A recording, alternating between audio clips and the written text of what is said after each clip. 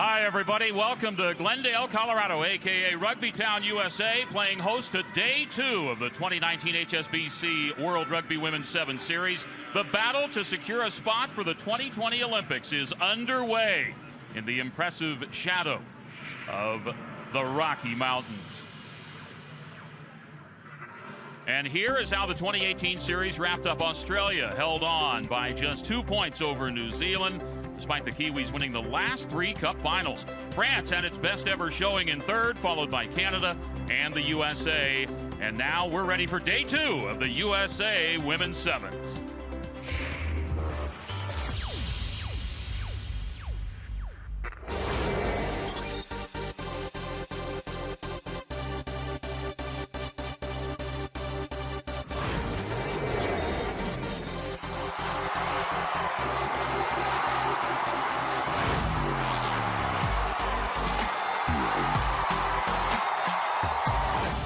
Cherry's going through. Cherry's going to get it. Captain Ghislaine Landry touches down. She is a superstar. Here comes 700 for Landry. She pushes further clear at the top of the point standings. Tui! She has to go all herself. Watch it try. Off she goes. Tyler Nathan Wong over the 10. Tyler Nathan Wong touches down for New Zealand. And that's it. New Zealand champions in USA for 2017.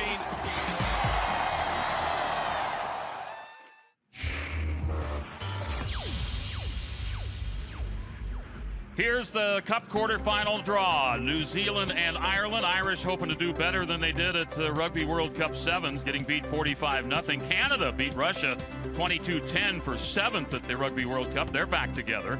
Also England and France, as you see, in one of the quarterfinals, and a rematch of the World Cup Sevens bronze final, the USA and Australia. Losers head over there, winners there, as you see on the Cup draw, and the winners going to the other side for the final and the bronze final. Here's the Challenge Trophy semifinals. Spain and Mexico, China and Fiji, a rematch of the World Cup Sevens 11th place match that China won 38-0. All right, you're all set, and we are ready for Tiana and Tanana. Yes, it's a new show, and it's coming your way here momentarily. New Zealand and Ireland ready to roll in Glendale, Colorado.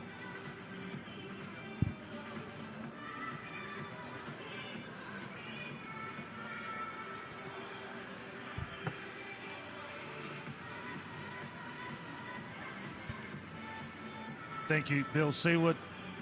Here we go, start Day 2. We've got a goodie straight away too. New Zealand will take on Ireland in the first Cup quarterfinal.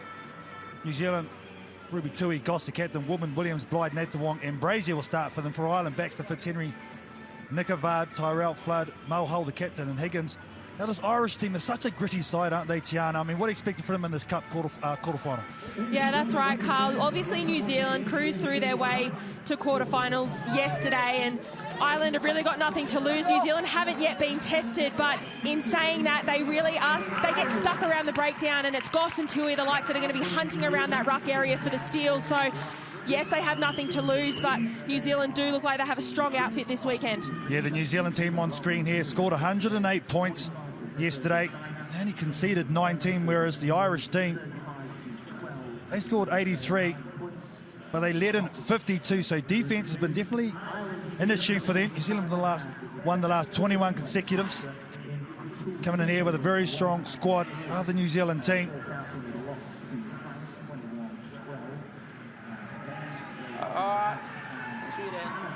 Referee Tavita Roko Vireni will take us through this one. Ireland, they're going to kick off first, right to left.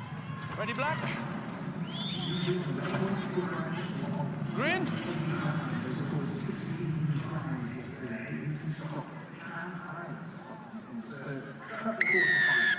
Just past 10:30 in the morning, local time here in Glendale, Colorado. Hey. And it's Mulhull gets it up just a little bit too far for the Irish to compete, so Ruby Tui gobbles that up. Tyler Nathan Wong goes to the blind side to a captain, Goss. Strong physical hit by Portia Woodman to start this game. And now it's opened up the whole right side of the field where Tui has dropped back into the middle, draws the pass to BRAZIER. BRAZIER decides to go back to blind to Williams. To Nathan Wong now. Portia Woodman outside of Captain Goss with a couple of strong fins. Offloading. Another New Zealand team in short quarters. Goss again. Nowhere to go. Good Irish defence initially. Try and go through that ruck. They miss it. And now New Zealand. It's woman on woman. Advantage offside. Offside is the advantage to New Zealand. MICHAELA BLYDE, first touch for her from her own 22. This is tough stuff, the first run of the morning, but MICHAELA BLYDE strides out. Good ball keep from the Black Ferns Sevens team, and they'll start this first Cup quarter-final with a 5-pointer to BLYDE.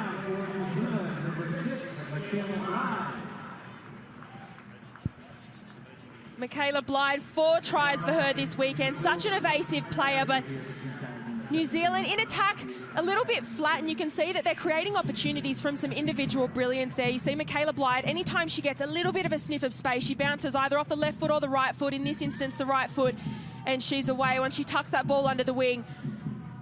But such an evasive player. 10 carries yesterday in total, 3 tries yesterday, 1 try this morning, and such an all-round athlete, MICHAELA BLYDE. I want to ask you, Tiana, a lot of the teams aren't employing a sweeper. What do you think that is this weekend? It's a really interesting tactic, something I didn't expect coming into this tournament. So, yeah, used to seeing 6 in the line, 1 at the back, but obviously they're backing their defence, the tackler-only policy, jumping back up to their feet, 7 women on feet, backing their defence, really.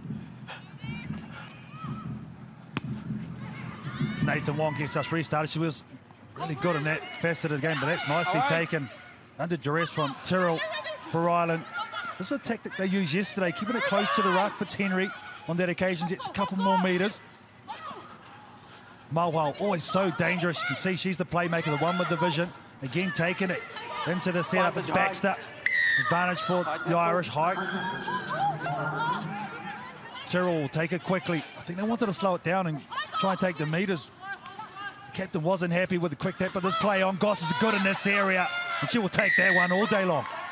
Holding. She takes it quickly again. Sarah Goss gives it out to BRAZIER. BRAZIER on the outside of her player. Not a good pass by BRAZIER. Applies a lot of pressure. Good defense coming forward from Ireland. Nearly get that ball, but they don't. BRAZIER picks it up. This one mistake.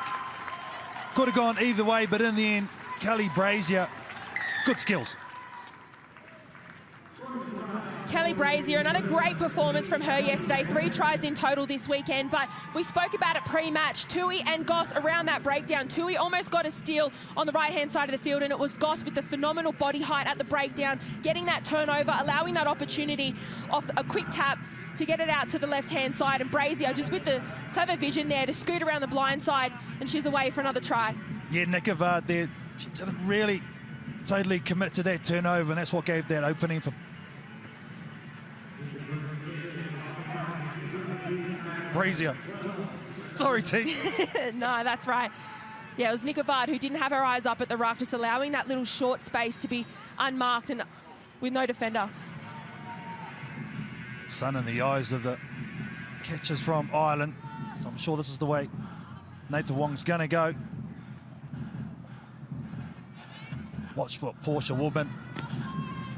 Tyrrell will be the one who takes this one. Oh, able to regather on the second grab at it. Haven't gone wide as yet, have the Irish team. Now they have an opportunity. There's space here. That's a good pass. Finally getting into the attacking set. Over the halfway line too, our Ireland. Quick ball.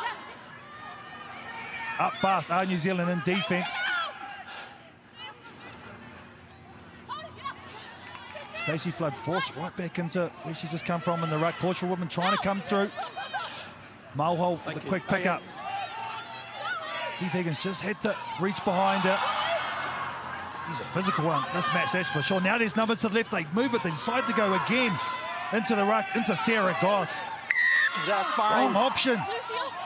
There she goes again. She's renowned for these turnovers, and Ireland really need to identify that anytime they see Sarah Goss around the field, don't take it into contact around her because she'll be all over that ball. She's done this time and time again. Sarah Goss, how good is she? I don't know why you go there if she's anywhere around the ball. No, that's right, and it came from the low chop tackle there from Portia Woodman. Gets straight out of the ruck, and Sarah Goss straight over the ball. That's textbook stuff. Coach Alan Bunting really using the subs over the course of this weekend with the altitudes. He's making a couple now. Shakira Baker, who's been good off the bench, been very physical. Niall Williams will sit down. Down back on. Teresa Fitzpatrick also onto the field for New Zealand. She's a great hole runner. Jersey number 10, Shakira Baker. She can run all right too. She can go all the way. Is she going to go? Looks for the last pass for Sarah Goss. Well, Shakira Baker made the break, but this lady who puts the ball down has created a lot of tries with assists with her turnover. Sarah Goss.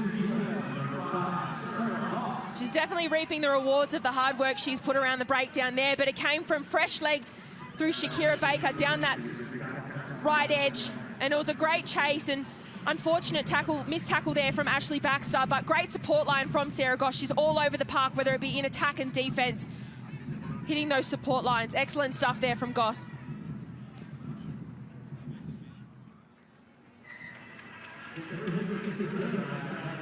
Really has made a difference to this New Zealand outfit's attacking play. Sarah Goss had the breakdown, getting turnover after turnover.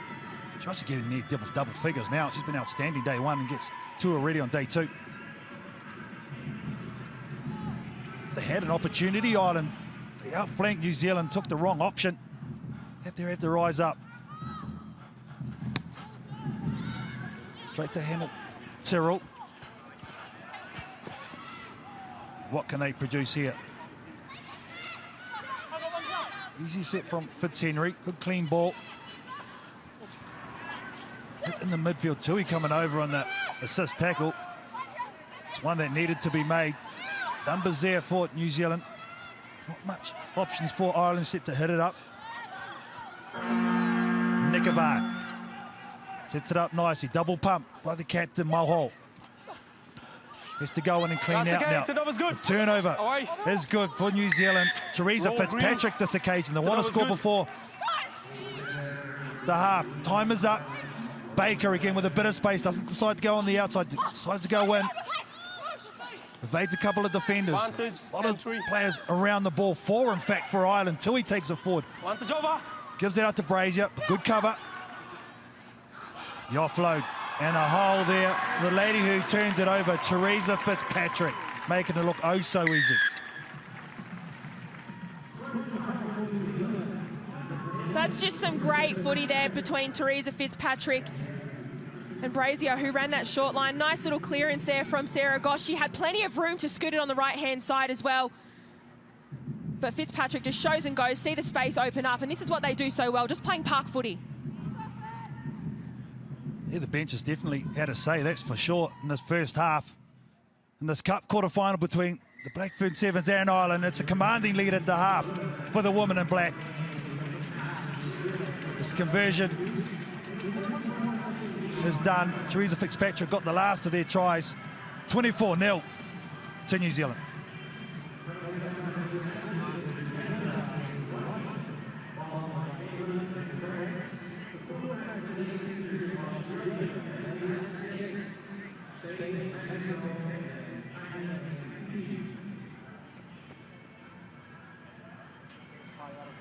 Attack-wise, we've done some really good things in attack, right? But then we lose our way. Keep at them the whole time. Doesn't matter if you get tackled. You win that ball out of that quickly, okay? So keep at them all the time. Win the ball, recycle it, all right? We've got to work harder and stronger with our carries all the time. Make sure we've got jerseys, black jerseys on the ground, and then we present the ball after that turnover. It's far too much ball by either a bit lazy in support or not working hard enough with our carries and our presentation, all right? We've got to control the ball. We'll get another 3 or 4 possessions in this half. Let's make the most of it. No turnovers. If you get a penalty, sit down, all right? Relax, take a breath. Are we going to go to a tap or are we going to go to the sideline? No quick taps, all right? We control possession, girls, and the tempo. Let's go. Well, very good carries, and they were completely sucked in. What we're doing really well, we're winning the ball off the kick-off. We're going through phases whenever we bounce out, bouncing back in, we're coming back into 2-3, we're going to get turned over, okay? Let's go, team on 3, 1, 2, 3, team!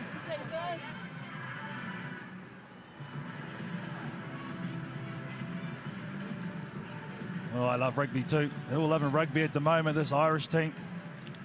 Their coach, interesting enough, Tiana Anthony Eddie's saying they're going to have 3 or 4 opportunities and slow the pace down, control it. Yeah, that's right. And if you have a look at the halftime stats, they really didn't make any errors. All of the turnovers came from Sarah Goss turning the ball over at the breakdown. So if they do hold on for a few phases, then they've got perfect opportunity to attack this line. Nathan Wong, again, beautiful with the restart. Backwards by Green. Nice take by Green, though. To Ireland. We'll have first opportunity in the second half. Good run, I think it was from Boyles onto the field. Fitzpatrick, ball and all tackle, but they're able to offload it. There's space on the outside. They shift it quickly to the side to hold the ball and again take it into the setup. Give it late. Ruby Tui doing some great work in the middle of the field. Tyrrell has been heavily involved. Good start for Ireland, but they have to take their opportunities. Once again, taking it back into the setup is Higgins, and the penalty comes. Still off. Good hustle there from New Zealand, and you can see New Zealand are so adaptable in the way that they shape out and really cover the inside defenders coming through and covering the outside defenders. And the only way Ireland are really going to catch New Zealand off guard is if they get a lazy defender in the midfield, which doesn't seem to be opening up at the moment. Nathan Wong with the tap, wraps around BRAZIER. BRAZIER uses a step, goes in short to Tui. He offloads again to BRAZIER. Fitzpatrick is jammed in on. That's a good hit. Knock on is forced, and here we go for Ireland. It's Nigavad who's one that made the defense. Good pass as well. Lucy Mulhall takes it into the setup. Tui over the top. A turnover again for New Zealand. Ruby Tui this occasion just batters it back to Sarah Goss. Baker trying to speed the field with her strong left-hand fend. Now she gets the right fend going. Draws in 2 defenders. Off their feet now. Let's go. This Tyrrell, unfortunately, can't get their ball. No. You're off your feet. You must get up. Goss with a quick tap. Well over the advantage line. Play on. She's isolated to a degree, so the Bridger has to get there. Pops it up nicely to Fitzpatrick. Releases the pass. Nathan Wong out to BRAZIER. Now BRAZIER has it. Left foot step to dive for. Good cover and sweeper. It's able to skip out, though. Teresa Fitzpatrick is taken from behind. Exhausting stuff. Nathan Wong pops it up to Tui. They've got numbers here in New Zealand. If they can shift the ball back to Tui in the midfield, just slowing the play down. Out to Baker now. Little hitch kick from MICHAELA BLYDE. Exhausting stuff, but New Zealand just breaking this defense of Ireland down. They do it so well, New Zealand, keeping the ball alive, not taking the ball into contact, using those offloads and swinging the ball side to side, and it's inevitable that the defense is going to tire out and open up with spaces, but it's that flair from MICHAELA BLYDE that they needed. You can see the body language of all the players on the field, except for MICHAELA BLYDE. She's got that flair and she's got the endurance to go all the way. She's got a bit of skill too, just using the foot to control that pass, which wasn't the best. Off the post from Tyler Nathan Wong. It all came from the turnover from Ruby Tui, and most tries, MICHAELA BLYDE and Portia Woodman, the Russian Sheridina, all sharing the top.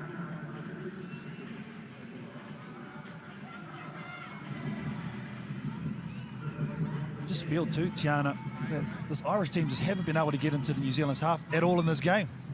No, that's right, and it comes off the back of some good, solid defense from New Zealand. As I said, the opportunities are going to open up through lazy defenders, and they've been the complete opposite.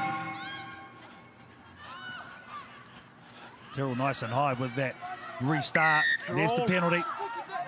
Tackle Black, roll. 3 minutes to go now. Now, I know the coach for Ireland, Anthony Eddie, said no quick taps, but at this stage, you need to change the tempo, don't you? That's right, and they're desperate for points. They're 29 points trailing New Zealand, so quick taps, getting the tired New Zealand off guard and on the back foot. It's going to be a good attacking opportunity for them, but they choose to kick. Even for getting to the line out and throwing it when they're ready. Don't wait for New Zealand, just get to the line out, get it in and get gone. Hang on. Heffernan, who's onto the field for Ireland, is going to be the one who's going to be lifted. So she's going to be the target. Yeah. No, it's still in your mouth. Just get that clean off. There's a bit of blood here for Audrey O'Flynn. Nothing a white won't fix. She's a tough lady.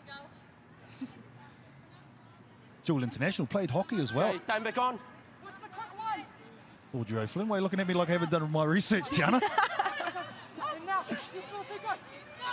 Good take high was Katie Heffernan.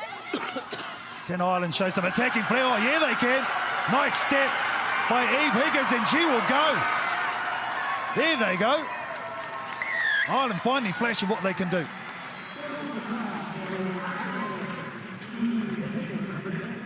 Eve Higgins, she's been phenomenal all weekend for Ireland. 1 try yesterday, 1 this morning. She played a little bit of Aon University Sevens this year for Bond University back in Australia, so you can see that that game time and that experience has paid off, especially with the fitness. It's second half of the second half in the first game, quarterfinals, so it's tough to really suck in the big ones, but she had plenty in the tank. I know that's always the hole you look for too, off the line out, because there's going to be disconnect from the forwards coming to support the first 5, and that's what the space she exploited. Good vision from it.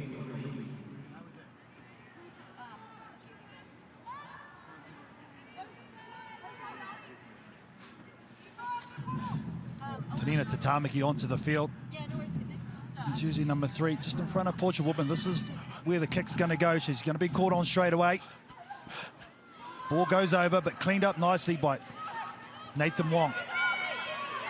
Williams back onto the field. Niall Williams. Been really a director so far in this tournament, and takes a shot too over the top. Niall Williams gets up though. She's tough to number 4. Tatamaki gives it out to Portia Woodman. Haven't seen anything from Portia Woodman so far. They've looked after her pretty well, have Ireland. Knock on, advantage. Ireland pick it up. Portia Woodman comes back off the deck to make that tackle. Knock on. No advantage. Woodman outstanding, a lot of tries yesterday, but I think Ireland have looked after her quite well. Yeah, they have, especially Claire Bowles there with the cover tackle on Woodman. When you come up against a player like Woodman, it's hard to not try and go high and go up top with her to stop her from getting away with like pumping the legs, but she went around the hips, nice solid shoulder on contact, and took her out the sideline. How much do teams go away after day 1, look at other sides and try and cut down the opportunities like star players such as Portia Woodman? There's a lot of video analysis that goes into cutting down the star players in each team, so it doesn't surprise me that Woodman's been heavily marked this match, but then you've got MICHAELA BLYDE on the other side. Yeah, it really is pick your poison. There's the lady you're speaking about, Tiana Penatani. MICHAELA BLYDE is going to jog him for her 3rd in this match. All the hard work done by the forwards such as Portia Woodman, Sarah Goss, and Tatamaki. A nice little hat trick there from MICHAELA BLYDE, but it was the beautiful draw and pass, 2-on-1 overlap there from BRAZIER. And we spoke about it, Portia Woodman takes the heat on the left-hand side, but then it's MICHAELA BLYDE that's open, unmarked on the right edge, and that's the versatility that New Zealand have in this team. Yeah, Kelly BRAZIER, she's up there in the top playmakers in the world on the women's circuit, along with Charlotte Caslick from Australia. MICHAELA BLYDE will go top of the pops in terms of most tries in this tournament. I'm sure that will change over the course of the day, but that's a good start for the Black Fern Sevens teams. They will go on to the Cup semi-final. They win this one, 34 points to 7 over Ireland.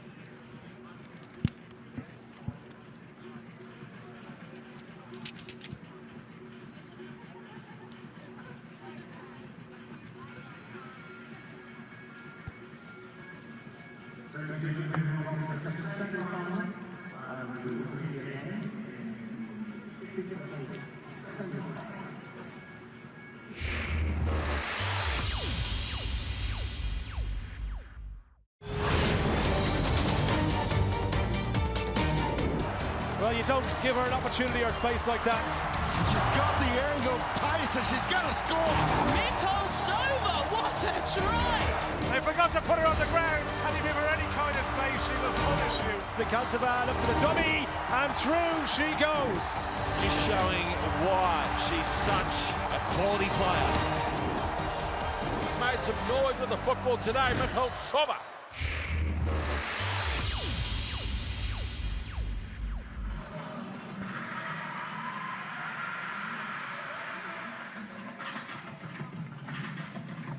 Ready for our second Cup quarterfinal of the day. Canada and Russia getting ready to run onto the pitch as you see the starting lineups for John Tate's squad on the left. Andre Kuzin sending out his 7 for Russia on the right. Russia in day 1, winners over Spain, Mexico, and then the loss to Australia in the last part of their pool play. Meanwhile, Canada pitching a perfect day in day number 1, defeating Fiji, Ireland, and France. Bill Seward alongside Andrea Burke, and glad you could join us for this, the HSBC USA Women's Sevens in Glendale, Colorado. And taking a look at the captain for Russia, wearing the 4 today, Elena Mikhaltseva, had 3 tries yesterday, 24 tries on the World Series last season, and onto the pitch they come. On paper, Andrea, it should be a pretty good one. On paper and in history there, Bill. Last time Canada and Russia came up against each other was in the World Cup 7/8 place final.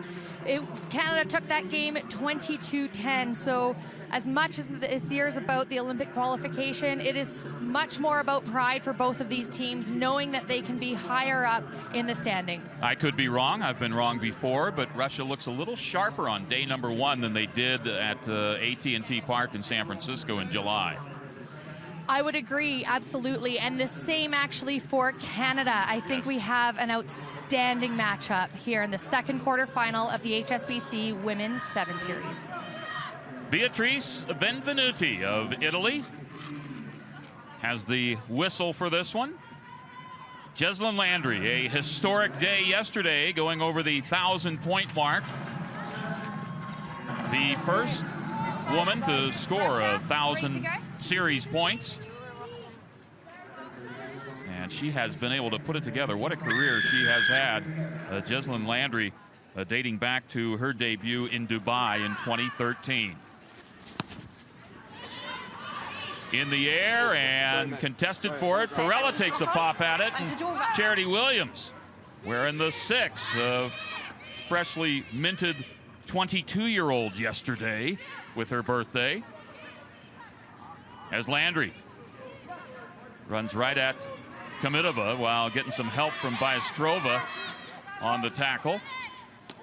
Back it comes to Kayla Molesky. And then inside, a hammering there, and Greenshields. A dipsy doodle move, and then to Molesky. Back the other way. Brittany Benn. Bianca Farella.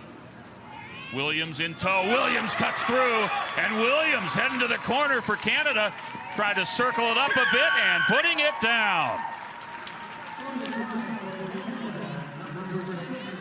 Charity Williams, that is exactly the player any team would like to get the ball into her hands. Bianca Farella, nice Y-line, just lays it up on a silver platter there for Charity Williams. Does a fantastic job keeping her feet.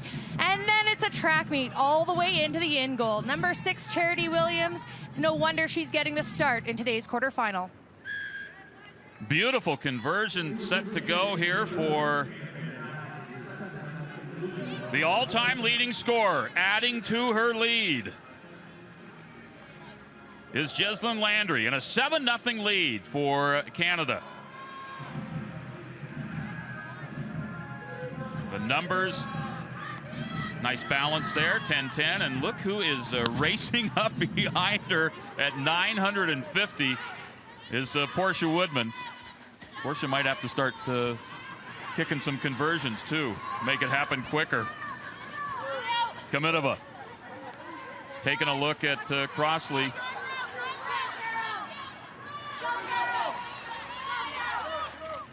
Plucks it out of there toward the center of the field. And a nice run, a little show and the go. Does Farella have the speed to haul in? Mikhaltseva does, and a sweet offload as it goes to Saradina, who had 5 tries yesterday. Does she get one here? Gonna look at this one, says referee Benvenuti. Is it okay for you, or do you want to check up? Check. Please, Kino. Try, no try, please. Listening to referee Benvenuti and the TMO. Another look.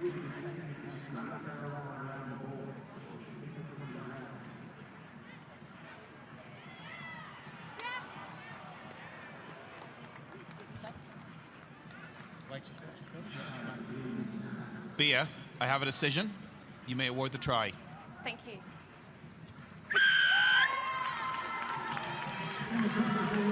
And the try awarded. Just a great Y line here by Russia. And keeping the feet in the offload, Saradina, the 5-time try scorer from day one, and the absolute battle from both players in the in-goal area. And the conversion attempt going to be pushed a little right, so Russia's going to stay 2 points back of Canada with 3:52 to go in this one. But what a nice job in support, and then being rewarded, Christina Saradina, as she gets across for her 6th try of this tournament.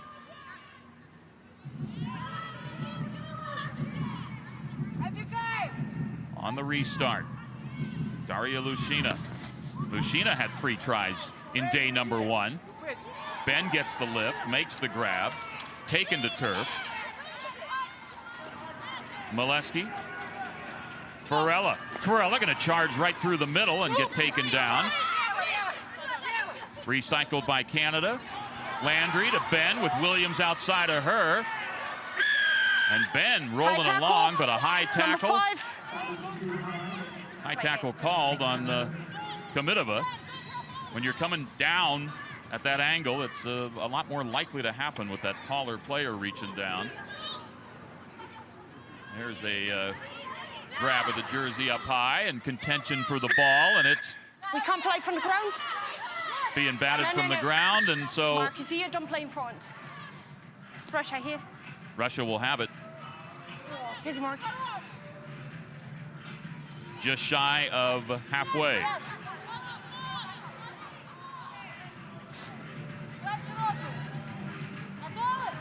'21-year-old Daria Lushina getting things going for Russia. This is her 14th event. And 130 career points for her, and some free range for Baranchuk. And Anna popping it over the head of the referee to Komitova. Running flat down the line, a fend on Williams. Williams trying to fight through that. A nice pickup for Russia. And quickly, MICHAELA hit hard by Kayla Molesky. Solid tackle by her. Number 1, side entry. A side entry call. Come on, Mark, where's your player? On Brittany Ben of Canada. We need a doctor, please. Time is off. And time is off as Doctor. the doctor's been called. So New Zealand won the opening Cup quarterfinal match over Ireland. This is Canada-Russia with the Canadians up 7-5 with 96 seconds to go in this frame. And then it's England and France. Ought to be a pretty good showdown. Not quite the 100 Years' War, but some type of 7-minute-and-a-half skirmish. Okay. And then Australia and the United States, as they were battling together at the World Cup Sevens for that bronze final. Spain and Mexico to go at it. And wrapping things up, at least in the first part of the round here today, will be China and Fiji. Ready to go. Russia on the move. Saradina, nice to MICHAELA and the captain. Captain, my captain, down for the try. Well, it's the player of the highlight pack that we saw before the game, Elena MICHAELA, getting yet another try. Such a hard place to defend a set piece penalty play here, only 10 meters out. And in great misdirection and a nice little step into the offload, MICHAELA is in the perfect position to receive that. Tough angle on the conversion. Missiling it to the left, and so Russia will have the lead at 10-7 with just a half minute to go before the intermission. Once again, this is the second Cup quarterfinal. New Zealand already a winner over Ireland. Coming up, England and France. And the last Cup quarterfinal, Australia and the USA.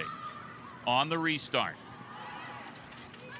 Brittany Ben, the firefighter. I'm sure she knows those lifts. She's been training as a firefighter, and so getting thrown up into the air, I'm sure, and carried around. She's probably familiar with that.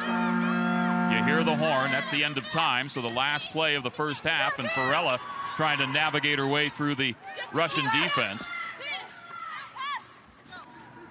Come outside to Landry. Back it comes to Crossley. Lucan, and the other side to Farella with Ben outside. Farella will take it as far as she can. To turf she goes.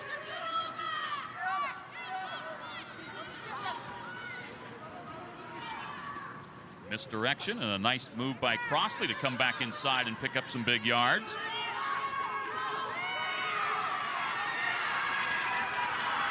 Brittany Ben on the move. Komitova with the tackle. Far side.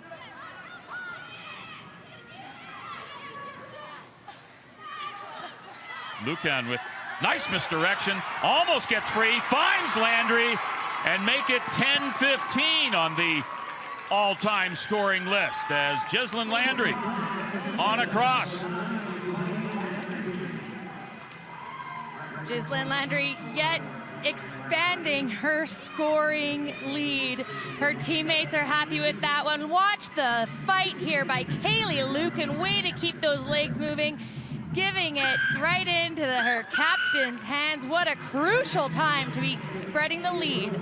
And when you look back over the pitch, you can see in her wake all of the defenders down on a knee or just sitting down flat out as they are tired, and Landry adds 2 more to her 10-17 advantage on the all-time point scoring list. So it is Canada at the intermission with the advantage 14-10 on Russia. We are heading into the Russian huddle, and Coach Andrei Kuzin and his charges. Вы должны, когда они четвером остаются, должен быть хороший захват. А вы даете развернуться, сыграть, построить трак, и они опять по быстроте играют. Замедлили, специально отпустили, встали.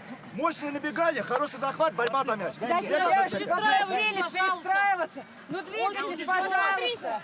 Пожалуйста, двигайтесь, блядь, они долго перебегают. Не хватает игроков, надо перемещаться надо. Аня, не лезь в раки, прошу. Давайте, давайте, дети. Давай, 3-4. Россия! Давай, давай! Well, the stats show it there. Each team has had 2 visits into their opponent's 22, and each team has scored 2 tries. All that separates the 2 teams is the 4 points on each converted try. What a difference in the animated speech by Coach Kuzin. Yesterday, we caught him at halftime. I think he was up 31-0 on Mexico, and he was very relaxed and, you know, told him a couple things to do. But here he was a little more in the in-charge position and pleading for some things to get done for his side, which trails right now by 4 points at the break. Canada, we ready? We good?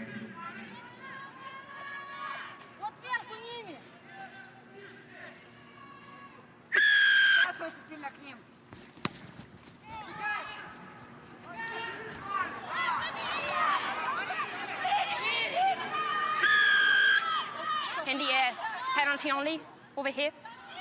Tackle in the air, it's penalty only.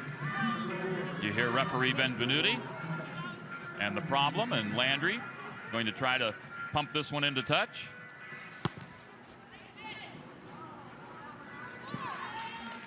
And pretty nicely done at that.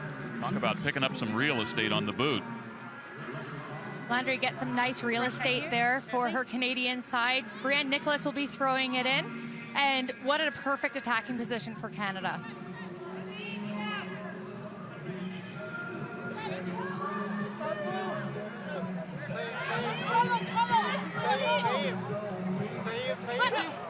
Brianne Nicholas looking at Brittany Ben. Komitova gets in there, but There's a knock on. a knock on, and the scrum will go to Russia. Knock on. That length presented by Komitova can present some problems, certainly, as that arm comes across, and I'm guessing her wingspan might even be taller than her actual height. Absolutely, Bill. I was actually going to say the same thing. Having a wingspan and a reach like that off of Kamidova made it very difficult for Canada to retain their ball. Russia with tries by MICHAELA and Saradina. Landry and Williams with tries for Canada, and the all-important conversions. They have 2 of them and a 14-10 advantage. Russia. Kamidova is playing the lagger, but Saradina says, I've got 6 tries. I might be able to do this on my own. Now she gets some help as they recycle right side. MICHAELA, the captain, with a cutter there, but she doesn't take it. Landry, and a nice tackle. Got a little shirt tail, did Julia Greenshields, to make the tackle on MICHAELA. Deeper it comes, this time to Saradina, sizing up Farella, and there's a whistle. Forward. And a forward pass the call. Almost thought we were going to get a little obstruction there with Kamidova. Well, there's absolutely been a really nice flow of play. Russia has been doing a great job keeping the ball in hand. Here's a quick look at the forward pass, and which could have been a pretty big 1v1 with Farella against try scorer Saradina.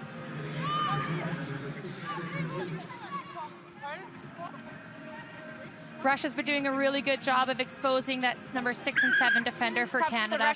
Canada's sending up their outside defender to hopefully, my guess is to keep the ball inside, keep the pinch in. However, that the ball carrier has been exposing Canada, and that's where Russia's been getting their first tries in the game. Charity Williams back into the contest for Canada. Crouch. Bind. Set. And there is Williams, has a try already, looking for another, splits defenders, and Charity starts at home, but can MICHAELA get her before she gets there? No, it's a try for Canada.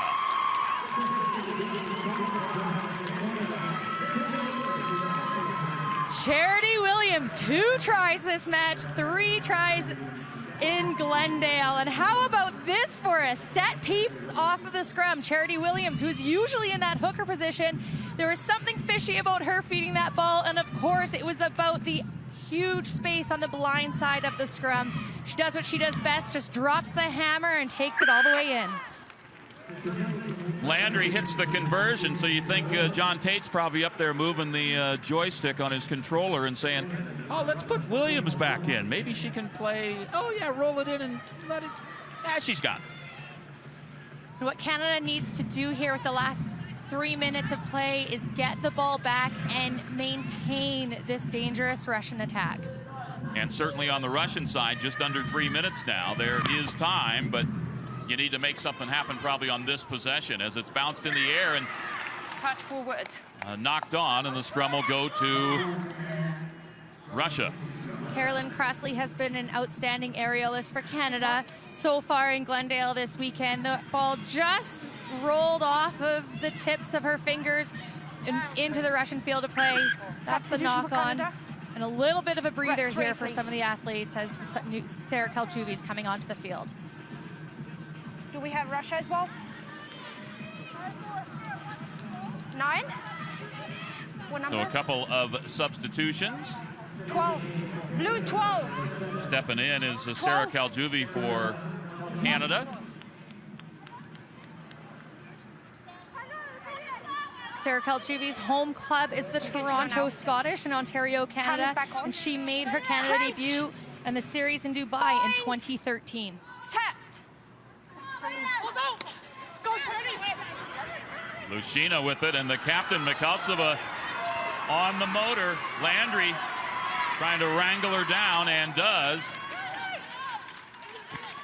Russia able to recycle back to Byastrova, who's just into the contest, and a step around by Byastrova. So the last 2 substitutes on either side have been try scores as Byastrova putting down and getting Russia a little closer. Well, Bystrova gets the first try of the match for her this weekend, but it's 3 line breaks as of day 1, and here she is yet another line break on day 2.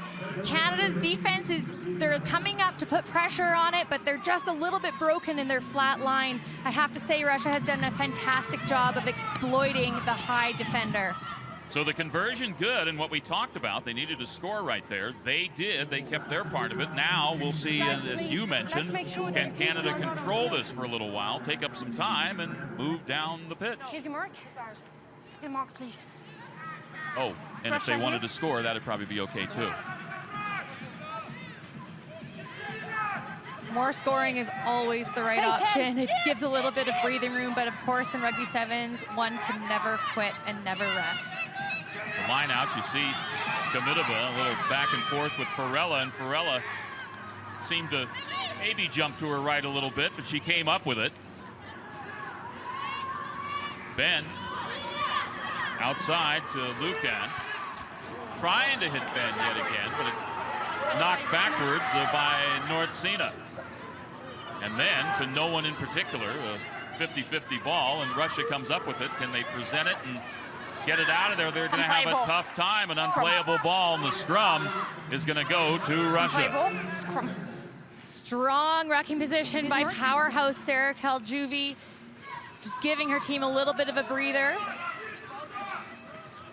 Here's Kaylee Lucan looking for the offload, just couldn't make it into Ben's hands, and collected there by Nordsina. We need to play.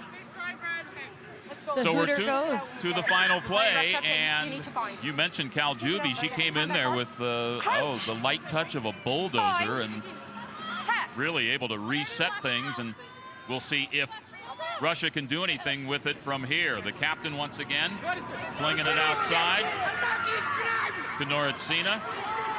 She's taken down, and now can the Canadians get to it? They do. Nice. And Kaljuvi, I think I'll kick it out, and that'll do it. Yes. Moving on to the Cup semifinals is Canada, as they get a couple of tries from Charity Williams, one from Ghislaine Landry, and of course the all-important 3 conversions on those tries. And they defeat Russia by a score of 21-17. Coming up, England and France.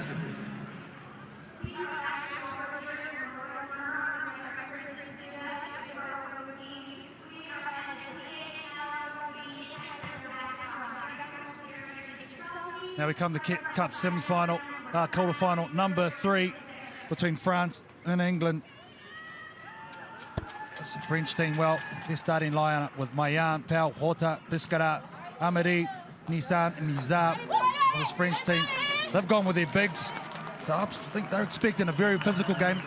Joining commentary with World Rugby Hall of Famer Phaedra Knight. And what are you expecting from this English lineup? I'm really expecting big things, Carl. Players to watch, I think Holly Atchison yesterday was so damaging in the opposition on the restarts. She racked up 4 retained kickoffs. Emma Urin had a scintillating try versus the U.S.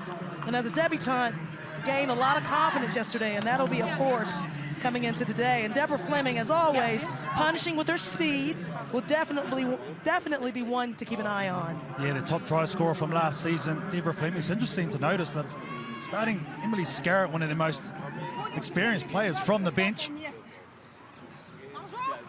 This French team, though, will have first rights to kick off, running right to left as we see it.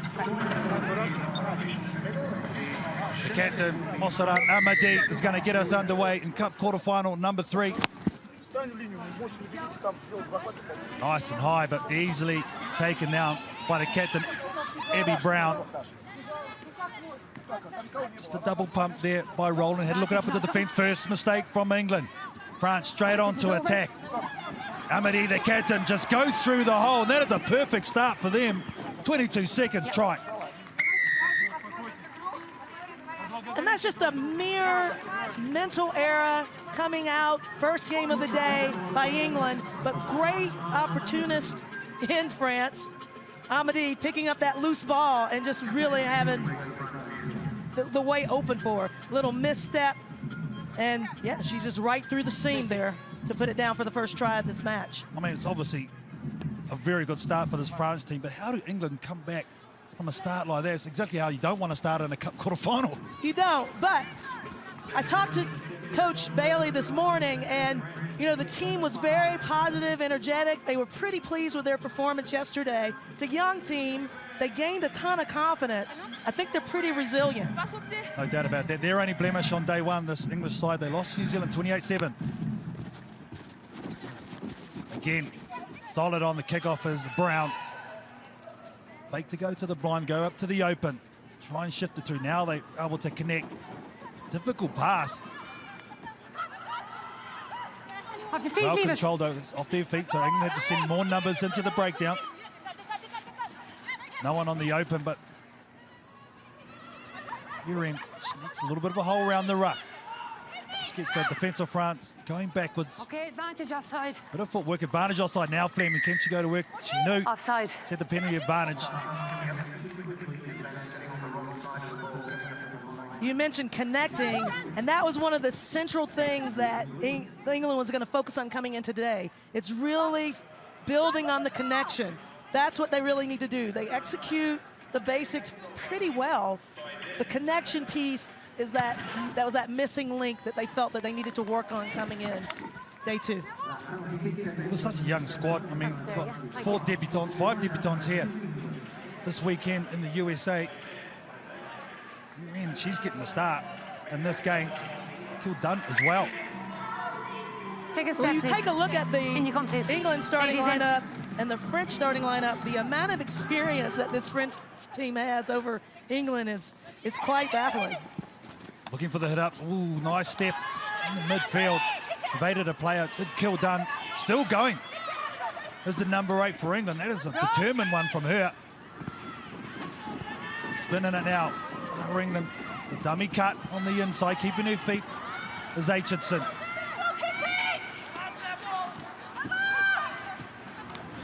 Tough pass to give there, but advantage knock on England. They get away with one there, do England. Just a knock on by 11. Strong. I think that was a pretty strong attack, a series of attack that they waged there. Just a little bit of a mishandle. Stable, please. Drive through and not up. Thank you. Clear Allen just trying to clear that ball from the ruck. Go to hand. Now this is a great attacking opportunity here for the English side. Set. Here in. It's going to be on the wing, nice and deep. The fake to go the blind side, but again using the hit up close. Kildun. Got a strong run before. It's going to lay it back. Decides to hold on. Offloads the pass. French defence is solid so far. England, the offload's very good. Look like they're using the blind, and it's going to work on this occasion. They try to go there before. Something obviously they've highlighted with the French to go down the blind and reset and take those little corridors. First try. Yeah, we saw the English Kildun signaling a little earlier off of that ruck to get the ball out on the short side. They saw the overload. She had the confidence, really actually matched herself up with her opposition and knew she could beat her. And finally, she got the ball in hand and did exactly what she envisioned she could do. That's their resilience you were talking about, Phaedra, too, with this English side. The hit back after an early French score, able to absorb it. And their kick is good, and they'll take the lead, England, 7-5.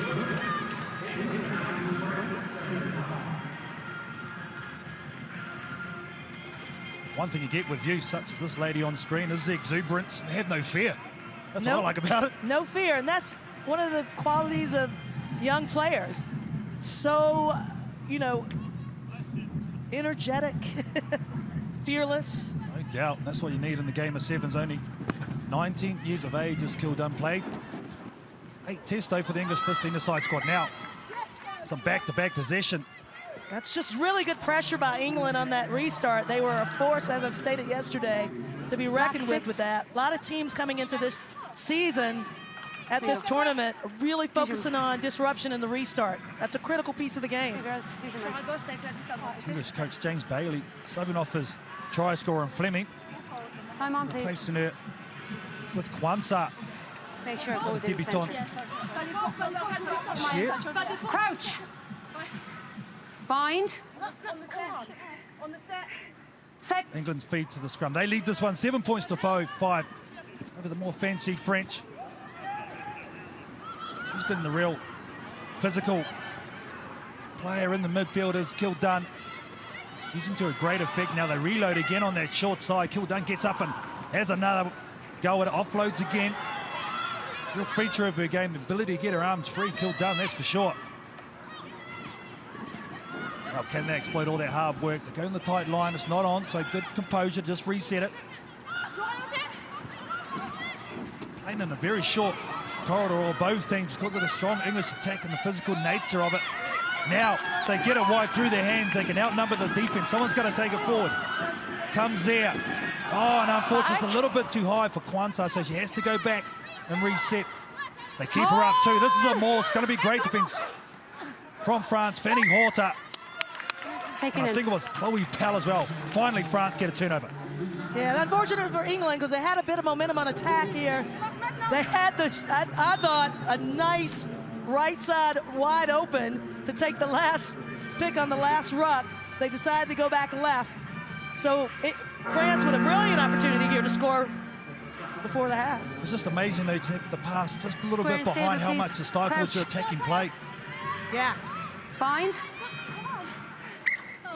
No. What I will acknowledge is that, give her a chance to bind, please. Again, one of the things with a young team is work ethic, right? That's the thing you have to be questionable about. But England's done a really good job, I think, today, coming in, retaining ball. They need to dig in their heels defensively. It's going to be Amadi, the captain. So dangerous, and with the offload, gives it out the back door. The quick release from Nissan, out wide to the number 11, Nizar. Shannon Nizar pulls out nicely. Decides not to take the contact. Great numbers, now she goes forward. The captain and support play, Amadi. Huge numbers, they can exploit it. They can rush up, so they force the French defence back in a 50-50 ball, but it's backwards. Izar again with another run. Nissan, quick distribution, there's the outside play. Mayan, can she finish? Drives the legs, the turnaround, she'll get there. And that's absolutely fantastic team play. Keeping the ball alive, keeping the legs driving in the tackle. Just great management of possession by France. And Mayans on the fortuitous end of this last phase of play to put it down. We got a ball game. England, please. England. After the Hooters, well, Alayla Blue, that's what their bloke's saying over in the corner. If you get in the way of the kicker taking the conversion, okay? After the bell, too, time on, for half-time. Seconds. That experience showing through for this French team. Amadi with a nice offload in the midfield. Beautiful play, and can they top off what has been a very tough second half? Yes, they can. Amadi will take us a drink for their nice conversion. It is half-time here. France lead this tight one, 12 points to 7 over England.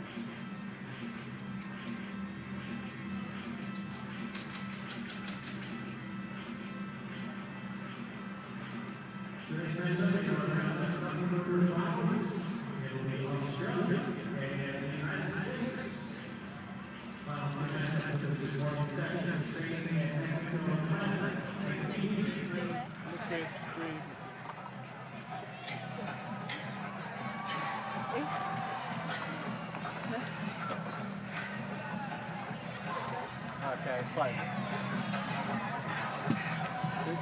Okay, so attack-wise, love our action around the short sides, great job. The next job, though, is what we do off that. So we're creating the picture where we're sucking them into the right areas of the field. Then we've got to make sure we're working hard off the ball to get our depth to hit on and stretch. Okay, so great job, continue with that. But then when we realise we've got that hot picture, okay, tighten and shift. Okay, defensively, nothing changed from what we spoke about pre-game. Our action to get off the floor, okay, our work rate around our 61, our boot, our guard, our first is massive. And we just got doing it and doing it and doing it until we get the ball back. Okay, girls, we're in this. Attitude is everything now. Attitude is everything. Big first minute, let's get the ball, control the game. Come on, girls, let's go. Let's go, girls. Up another notch, then. Win a moment! Let's go, girls. What I heard from England's coach here, Carl, is that on the attack, they've got to work hard off the ball, get it consolidated in the middle, and just really work hard off the ball to tighten the ship. And then defensively, the work rate has to be through the roof. they've got to get off the ground, get in position, and really put pressure on this France attack. When they have done those things, they've been very effective, that's for sure. England have had their opportunities. They're going to get us restarted. Through the number 11, Aitchison. Good one too off France, so that's going to be England's throw-in. Hold on. That was knocked forward into touch. Your option, scrum or line out. There again, we're seeing the pressure put on by England on these restarts. Scrum. It's such a game changer. The knock-on just took place Can there. do that. Scrum point. It just saves your lungs. It's repeat sets on possession. I think this is a better move, having the scrum. You're going to draw in 8 players in a small end of the field. You're going to have space somewhere, so can they exploit it? They've used their number 8, Kildun, Crouch, as the main player to hit the ball up in the midfield. Do they go there again? She's nice and deep. She receives the ball now. Kildun goes across field, stops, props and goes again. Is the arm free. 50-50 ball. They're able to retain it. No, France with the turnover. Nice tap on by Mayan, but it goes out. Very sloppy start from France. France is just so effective and physical in those breakdowns to force that turnover. Just a bit unfortunate with trying to rush that ball down the line. They've got to reset, get their alignment reset, and just really bring some patience to their attack. Substitution complete. Yeah, it's good work. France just really didn't show any patience whatsoever. Mayan needed to take their ball and hit and set it up. Got to flick the ball out without taking contact. Take a step, please. It's given England a throw into this lineup. And it's good too. Abigail Brown goes nice and high, strong. Overrun there from Breach. She's come onto the field in place of Kildun. And another turnover at the same area, breakdown. Amadi, the captain, takes it quickly. Drops it off. It's Drouin. Heavy tackle there. Able to release. France now on the outside. Doesn't give the ball. Does Nissan on debut. Strong over the top. It's Ciofani, one of the try scores for France on day one. Defence holding at the moment for England. Fleming jams it, but that is a money ball over the top from Chloe Powell. Happy with the ground. And what a finish. But it all came from that nice pass from Chloe Powell. Outstanding. Well, I think the experience of France in that ruck again, it's showing the work rate of England really not what it needs to be, but that turnover ball led to this try. And it's a nice, risky pass, but it turns out to be fortuitous again for number 10, Drouin, who makes her way in. All came from that turnover from the captain, Amadi, in the midfield. Conversion no good. But France just extend their lead out to 10. I'm always impressed with France and again, their physicality in the breakdown. They have a nose for the ball and finding it. And it's all about timing with turning it over and poaching it. And they're just superb at that. England must have their support. They're much quicker, and they must get a bit of fight if they plan on winning this match. The thing, especially from set play where they know it's going to be a hit-up, so they need to get a support player there early. England, good at the restart. Haven't really gone wide. They're using the kick in behind. Haven't seen many teams do this, but this is a good option because this lady can absolutely fly. Jess Breach is beaten to the ball, gets over and plays it. No! Has to let it go now to Ruck. Good clean up there from France by Drouin, the try scorer. Ciofani, rangy player, gets that left arm free. And Carla Nissan will take it to the house just. I thought it was actually a good decision by England to kick the ball down and pressure. Unfortunate that Breach couldn't turn the ball over. And Ciofani, with a brilliant little flick behind the back, opening up that scene.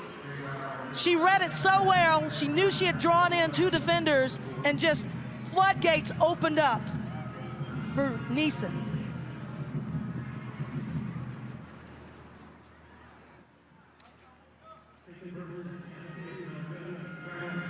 Amadi can't take the maximum out of it. France just pulling away now in this third cup quarterfinal. It's 22 points to 7.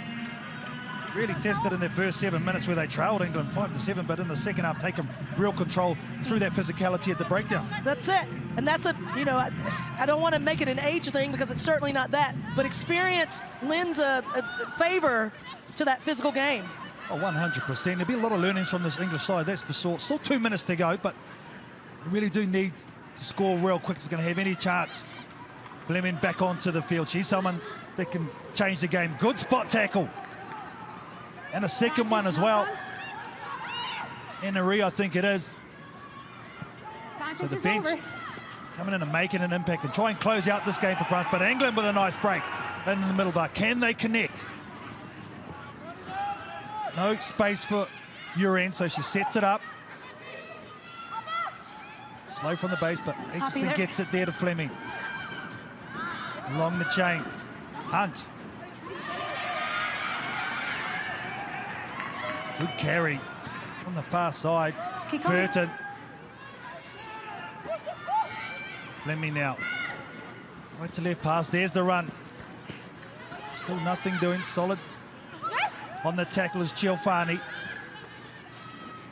Just pass and give at the moment. Someone needs some ejection. There's the short line. Amadi over the top release. And go again by the captain, Abigail Brown. Ooh, that's all good. They come left there, England. They've got the miracle advantages through the hands. Jez Breach. There's a little look, but it's allowed time for the defence to come across. And again, doing some great work back foot by the French team. Exhausting stuff over the shoulder. Nice distribution, working hard for this one. Are the English. Short ball given. Jez Breach again involved. HSBC at first receiver. Bit of footwork. Somewhat. Has to find a way through, but this France defense, you've got to give it up to them. That was outstanding. That was outstanding defense by France, but actually for a young squad in England, that was great ball retention. Several phases. I think they could have shown a little bit more urgency when they had an overload over here, and they potentially could have scored. But yeah, kudos to France for such patience in their defense. Harmony will miss the touch. There's the full-time hooter. A good chase by the French team going forward. Counter ruck, no good. They have the opportunity just to kick this out and take the win. Ciofani picks the ball up, sets it up, pops it up. Porter doesn't have much to do in this game. You can't win the game twice, so I think you just kick this ball out, do you? Nah, there we go. Turn the ball over, give England the ball. They got nothing loose, so they'll have a nudge. Again, that French defense has been so dogged today. Over the ball, another turnover, is it? Play on. There it is. I mean, if it were me, I would kick the ball out. Into row 268, but it's not us. They're going again, Phaedra. What's doing? Hey, they've got the energy of an Energizer Bunny, I guess. My batteries would be dead. Oh, exuberance of the youth, eh? Gotta love it. Exhausting stuff. This is why they're extreme men. Even the English, they decided to check it out. It says it all, but they'll take the win, France. Everyone's done. These girls are giving it everything for their jersey. But today in this quarterfinal, just not good enough, unfortunately, for England. In the end, France will go through to the Cup semi-final. They win this one, 22 points to 7.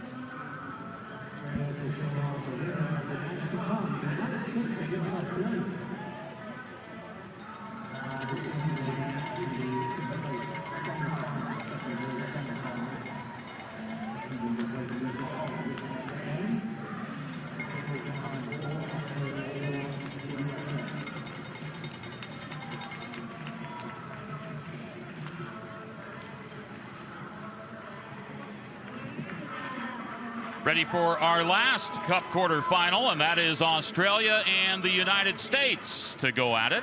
Bill Seward alongside Tiana Penatani, and glad you could join us for this, the HSBC USA Women's Sevens in Glendale, Colorado. And you see the starting lineups, and a look at Nicole Haverland, she captain of the United States team in white, and Sharni Williams, the captain with the scrum cap on the left side, and onto the pitch they come.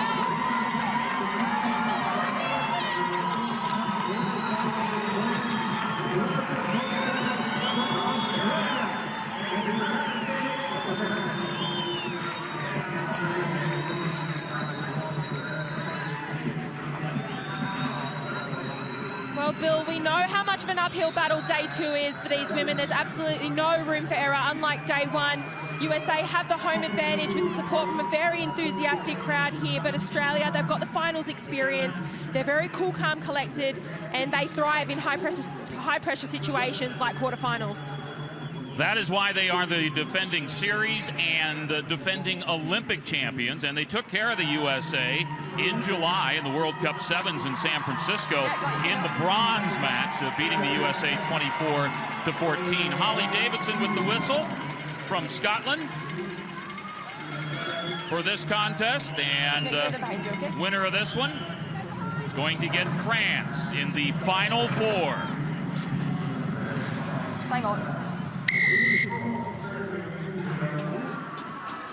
Yeah, got you, Kim. Sent skyward, and Chris Thomas with the grab for the USA. They try to push her into touch and are successful at that. Well done by Ivania Polite. Back it comes the other way. Charlotte Kaslik finding a route around. Back outside to Polite. Polite runs into Cheta Emba of the United States, wearing the 1. On the outside, Australia has stretched it out to that point, and to turf it goes, and the USA winning the battle. It's a solid hustle there from USA. We can see that they're playing a similar style of defense as they did with New Zealand yesterday, putting Australia under a lot of pressure in attack, not giving them a lot of room to run, which is what they need to thrive in attack. I love Kelter to touch and then some to the stands. And so it'll be just shy Girls, I want you in. of halfway for the U.S. as Nicole Haverland, the captain, I should say the co-captain with Lauren Doyle, ready to toss it in.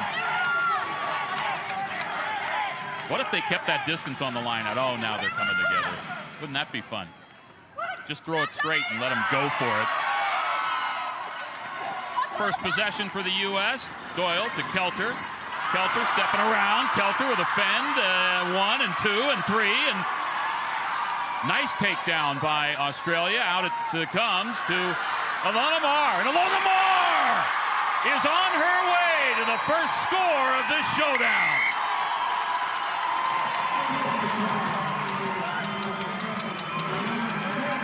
Ilona Maher, she's undoubtedly been a highlight for this USA lineup, and you can see how much power she has, but it came from the work through the midfield with Alev Kelter. We know how lethal she can be, tearing teams apart in defense, but it was Maher with the big left-hand fend and the power through those legs. You can see her stats yesterday: 4 line breaks, 4 tries. That just speaks volumes.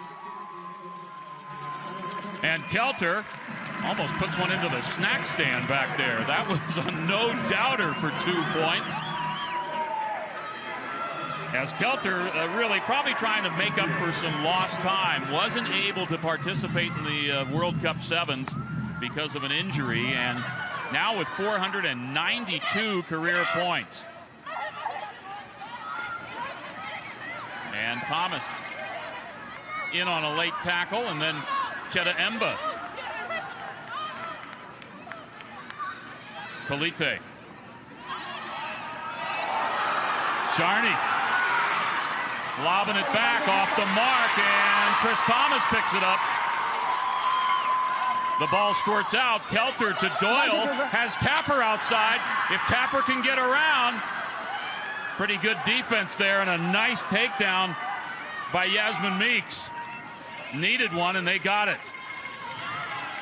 One of the Aussies is down on the far side as Maher is gone again. More and more and more.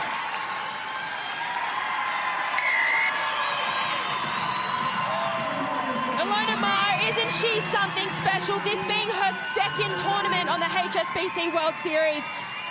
You can see why she's in this starting 7. She's a phenomenal athlete, the way she just breaks through lines, and you can see a great ball transition there, but Maher, she carries it with 2 hands, sees the space and pumps her legs through the defense.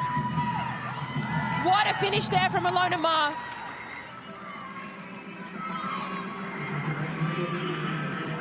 And on the conversion, a little push to the right.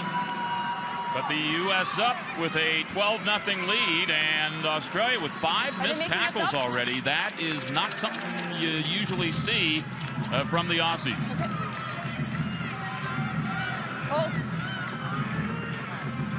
Time on. Guys, stay behind.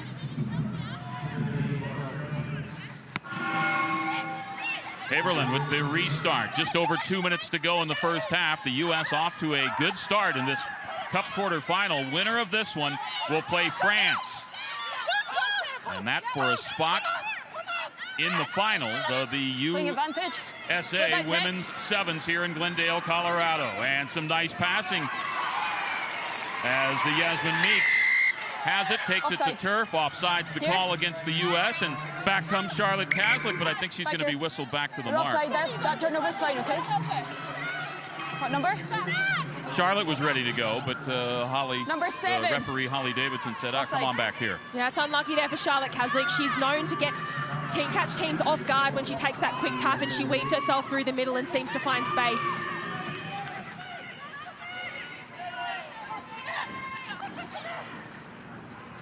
Nice flat passes and a nice job by Demi DeToy wearing the 3 into the contest. Outside to Elia Green, a mishandling there, and going to take all the way to touch almost by Alev Kelter, but able to bring it back, and maybe with a number here if they can get it outside. The tackle inside made by Gastaitis. And another whistle, and away goes Australia again. Back to the center of the field. A contest for the ball, and the turnover they said was good, but that turnover was turned over. And so Australia gets it back. Near side. Detroit, back it comes the other way. And Caslick smart to get out of the way of Kelter rolling across. Elia Green drops it, taps it back. Falling on it is Cheta Emba, and we'll see what Holly Davidson says. Knock on and a scrum to the U.S. You can see how much these repeat phases are really taking their toll on Australia and USA. The body language on field, hands on hips, hands on heads, hands on knees, but it's the relentless defense from USA that are really putting Australia under the pump. This is the first time that Australia have been outside of their 50. Some substitutions here, a couple of them for the United States. That's your mark just there, okay? Here on 5. And coming in is, girls up and set. I believe, Jordan Gray. Is that the mark? On the 5. Give me a lot and Elena Olsen. Crouch. Bind. Set. Balls out. A slight delay there, and they finally able to get it away from the pack as Nia Tapper looks inside. Nia Tapper takes a tumble and then wants to take the ball with her, and it's called a knock-on. And that is the end of the first half, one that has gone the United States' way as they get a couple of tries from Ilona Maher. They are able to convert on one of them, and they have a 12-0 lead on Australia, and this is for a spot in the Final Four to take on France in the Cup semifinals. We head over to the USA huddle, and Coach Chris Brown with his group.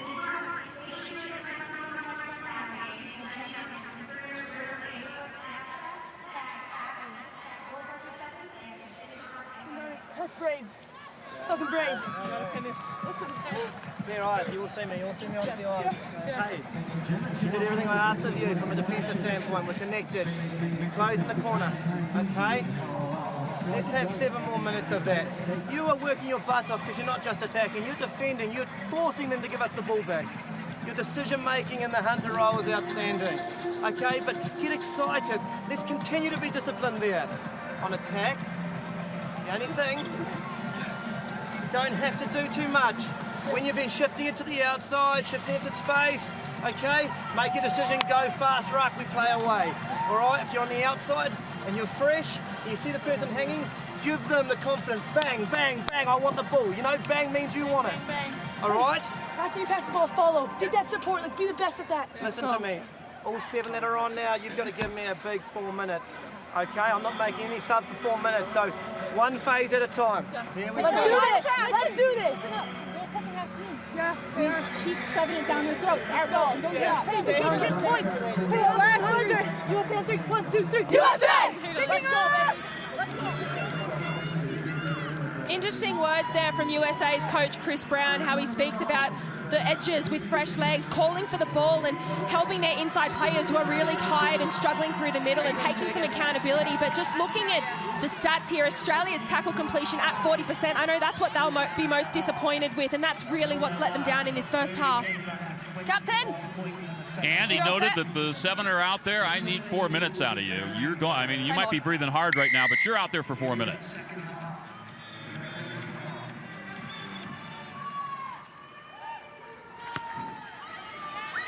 Heverland on the restart, right down the middle, and picked up by Ivania Polite. Yeah, we're fine. We're back. We're back. I need you.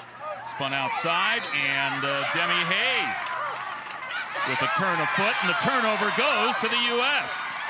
And coming back the other way, wearing the 10 is Steph Rovetti. Rovetti to Tapper. Nia Tapper could use some help right about now, and does as they recycle near side. Gustitis on the cross with Emba. Chetta Emba. Does she got enough? She certainly does.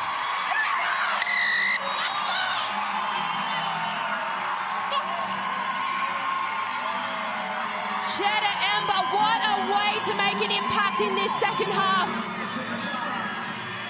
She's like a steam train rolling through the middle of the field. You know, as soon as she stepped off that left foot and she cut through that late switch, there was a miscommunication there between Sammy Traherne and Ivania Polite. And as soon as Chetta Emba, the likes of a player like her, get one little opportunity in space, she's gone and over for the first 5 points of this half. And Haverland drawn a bead, and a 19-0 lead for the USA. On the restart, battled again, this time picked up by Australia right around the 10-meter line. Coming this way, and Dutoit to Emma Sykes in the game, and yikes, it's Sykes! To the corner, and a try for Australia.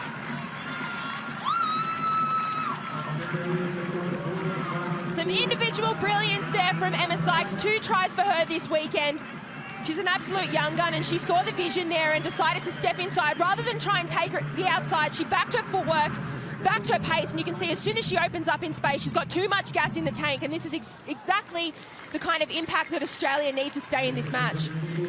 Just off the mark on the conversion, but Australia on the board, down by 14 with just under 4.5 minutes to go. I'm getting a note from our colleague, Sean Maloney. He says, you know what, talk a little less so Tiana can talk some more. She likes when the #1 voice is a little quieter. So, all right, so it's all yours. I mean, if you want to sing, feel free, but on the restart, here it comes. I'm going to barge in here. Knocked down by the United States, and so that knock-on will result in a scrum for Australia. Great field position for Australia. We know how lethal they are off their set piece. This is finally some field position that they've been working so hard for. I want you to give her some space, okay? Okay. Crouch. 3 minutes, 40 seconds to go, and Australia needs a couple of converted tries to pull even with the United States.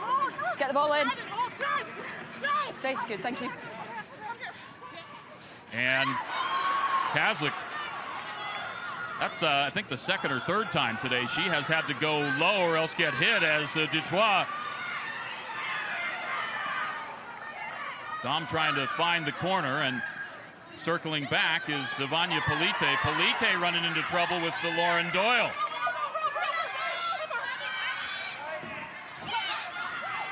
Kaslik back toward the center.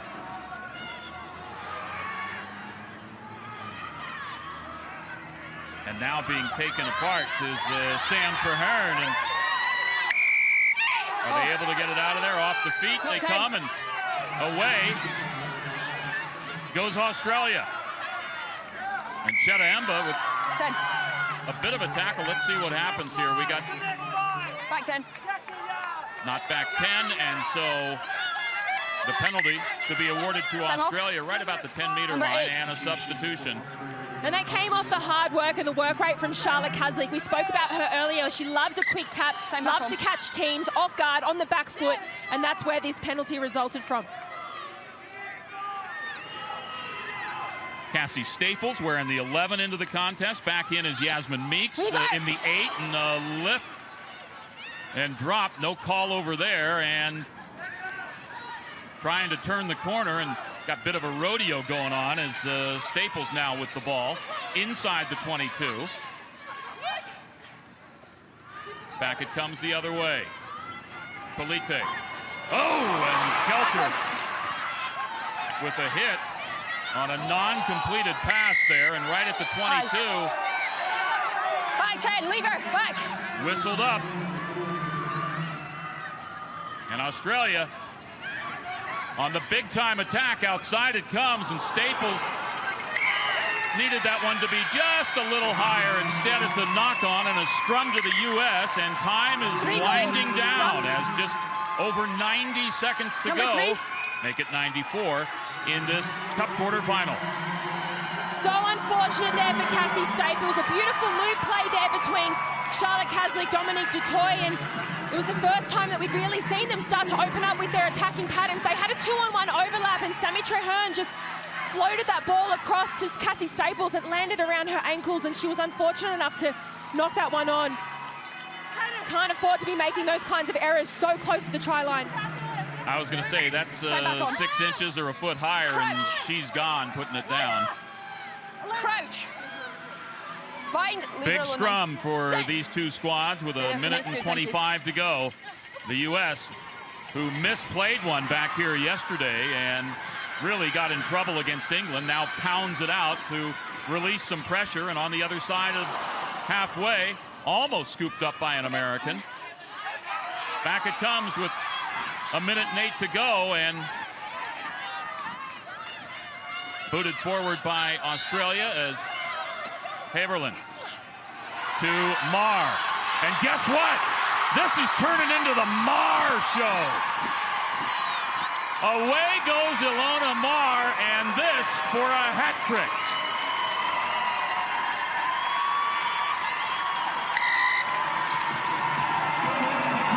I am absolutely speechless. A hat trick in a quarterfinal against the defending champions, Australia.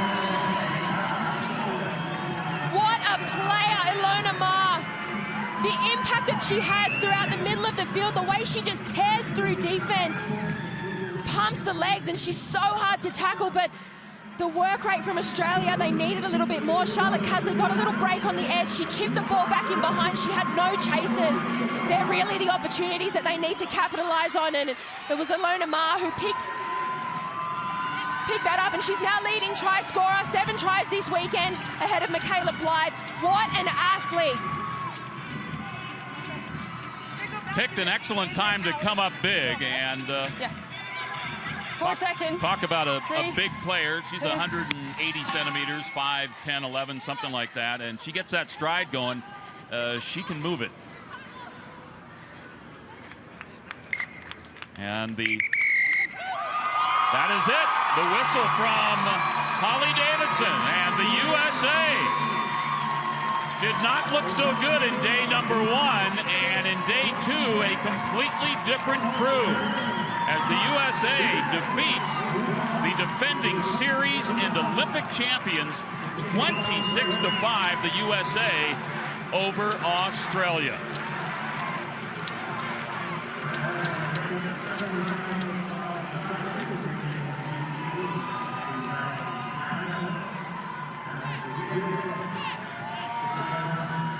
As you see, the cup draw, New Zealand victorious over Ireland, Canada winner, also France moving along, and the USA, an emphatic last quarterfinal effort, now will face France, with New Zealand getting the matchup with Canada in the first of the semifinals.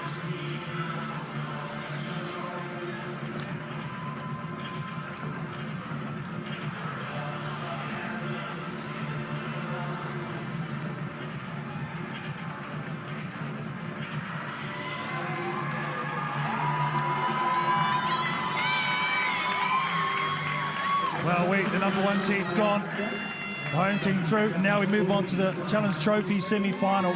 It's going to be Spain v Mexico. We had this matchup on day 1 during pool play. The Mexicans had a very tough day in Glendale day 1. I'm sure they took a lot of learning. The Spanish team are heavily favoured because they've got the experience. Joining me for this one again is Andrea Burke, former Canadian player. And what did you see from these two teams yesterday? Spain had a really slow start yesterday. They cannot be happy being in the Challenge Trophy final. However, towards the end of the day, they did find their stride against Mexico. I'd love to see them get more solid on defense, sink some tackles, and they can actually contend with Spain. They had some ball yesterday against them. There we go, Mexico led out by their captain, Urbina on the left, Spain on the right, led up by Randros. And this Mexican team, now the invitational side here this weekend in Colorado, and the fact that they're the North American Sevens champions for 17-18, so great to see them here. They've got to get so much experience. That's the only way teams like this can grow, playing against sides such as Spain and the others. This is all a part of growing rugby worldwide. It's getting these invitational teams onto different stops throughout the HSBC 7 Series. Mexico is here in Glendale, and it is an Olympic qualifying year. Mexico can find themselves in the Olympics should USA and Canada both qualify in the top 4 at the 7 Series this season. 2 seasons to go before we go to the Olympics in Japan in 2020. This Mexican team will be looking forward to the qualification in Hong Kong later on next year. That'll be their aim.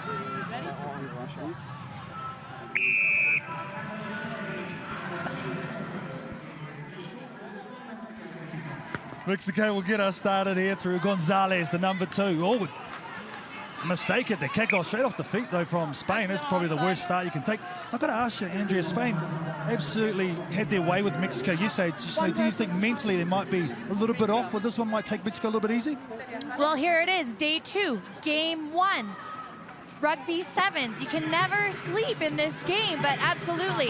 Sometimes you play against a team, you cruise through them, and you think you don't have a match coming up. So again, Spain cannot sleep. I think Mexico has something to prove. We might have a game here. Yeah, it's always rough, that first game on day 2. The body sore, you're mentally tired, but you just got to get up for it. Spain there with the first mistake over the ball, though.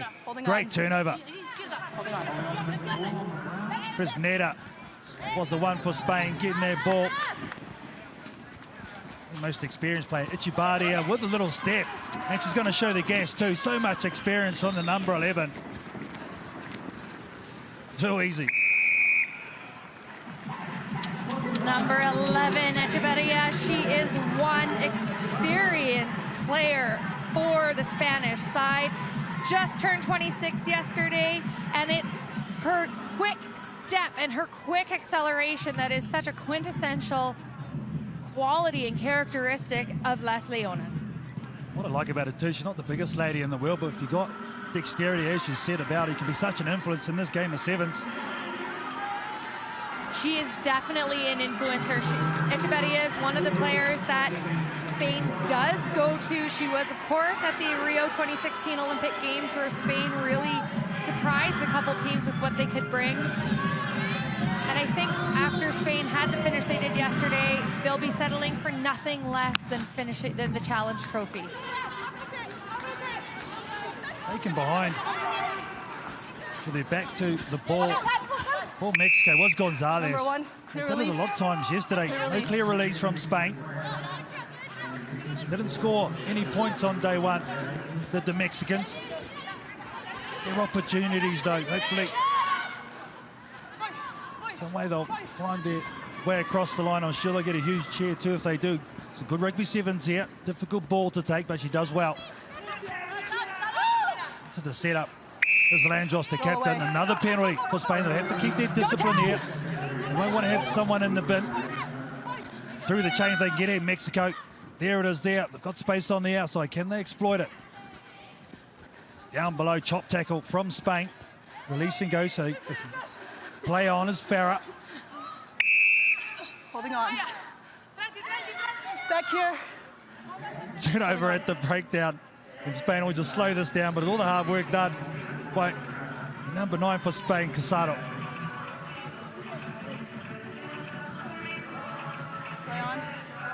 Casado is another experienced player for Las Leonas. She made her debut on the series in Amsterdam in 2013, has played in 2 Sevens World Cups and the Olympic Games.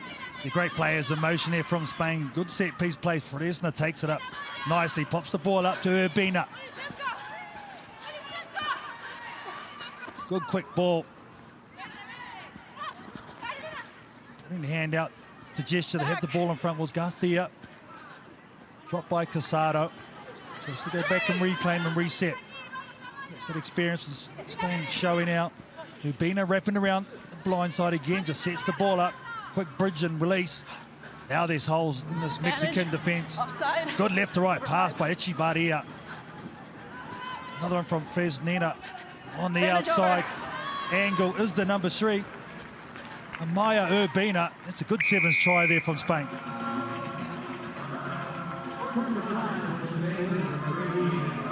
Try scorer Urbina, just the sideline to sideline passing. Spain is finding their rhythm here, and just the pace from Urbina on the outside is no match for the Mexican defense. A great left-hand fend and dotting it down for the 5 points. Yeah, with all their position on this near side of the field, the defense just had to creep in a little bit, so they just got exposed on their angle, didn't they, on the outside? What I like about Mexico right now is they do seem to be a little bit of a different team than what we saw in yesterday's game. Yesterday, they were reaching in their tackles. They were very, very tight on defense. At least today, they're starting to spread out a little bit more, forcing Spain to spring together more phases of play.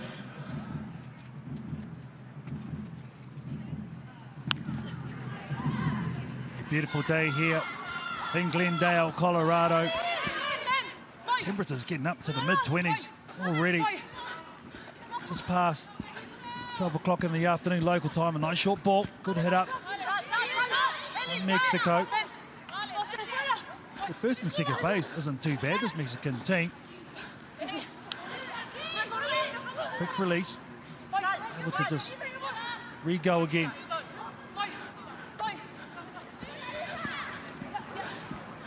Real feature of the first half, though, is the way the Spanish team really lower the Mexican teams with these chop tackles. And very good. Spain actually speaks straight onto attack. Good for the opportunities out wide. Normally that's where they are because everyone's jammed in from a turnover. A little bit of deception with ball in hand from Fresneda. He's been a hard worker in this first half and their third try.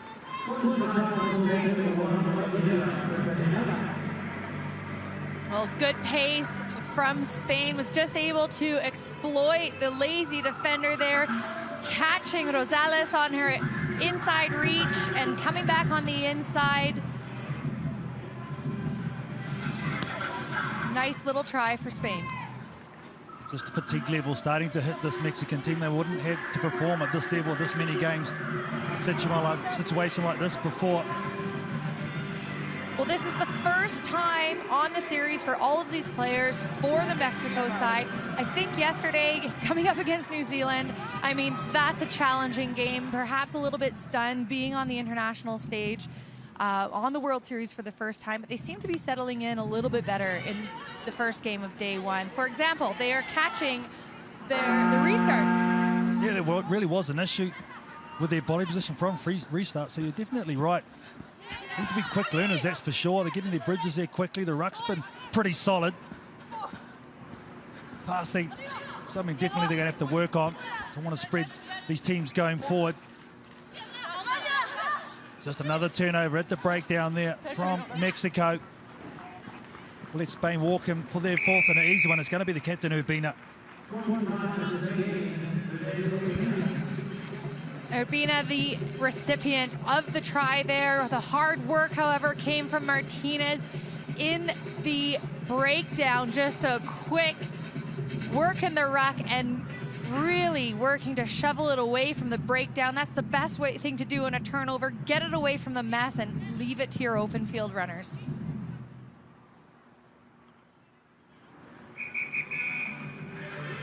So try and ice off this first 7 minutes. This goes across the face of the goal, so no good with that. But at halftime, Mexicans are down to the Spanish 22 points to nil.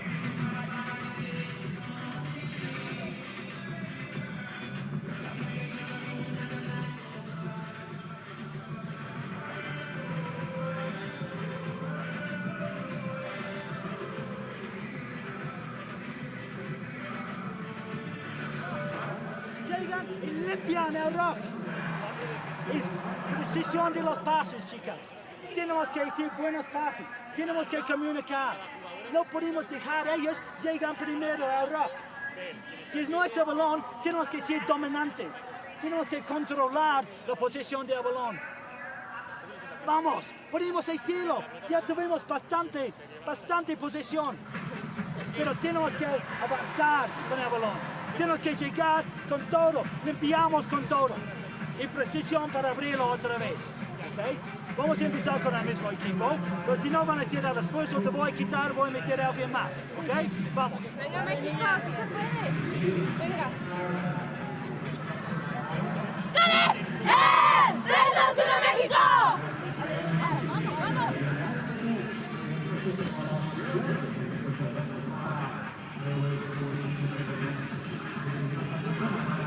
Andrea Burt, former Canadian player with me. I know you're multilingual. How's your Spanish?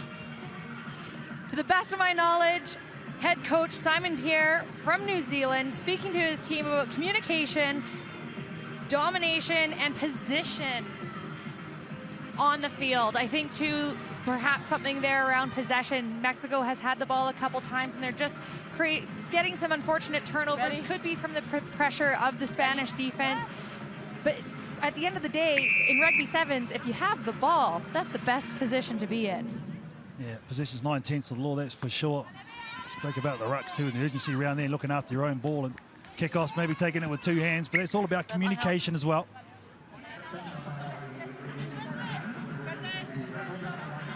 The Spanish team, somewhat of a rebuilding phase, lost a couple of their more experienced players. Having a lot of learnings as well. The backs, advantage, up early. Urbina gives it out to Ichibari. Ichibari are very slight and very good with their footwork. In and away. Good defense though, coming back from Mexico. There we go. Had numbers to burn coming over too. Vamos, there we go. Great defense by Landeros there, coming from behind. Just gets her arms and big stretch around Echeverria. She is not going to be a try scorer on that phase. Mexico gets the ball back. Bind to the hooker. Those little wins you got to have. They're going to be very short on their line, so it's going to be a hit up. Straight off this, making sure the bind's all good. It's American referee Emily Shea. Made her debut here yesterday. Very good job too. Ooh, strong tackle over the top. Yeah, there you go. Penalty all day long. They take it quickly. Does Mexico. Another shot put on. Doesn't deter them though. Good strong fin. 9. And another penalty. There's been a number of them against Spain. Blood. Time off. She's bleeding. It's a bit of blood there for the number 4 Rosales. She just wiped her nose and put it on the grass, and I'm good to go, ref.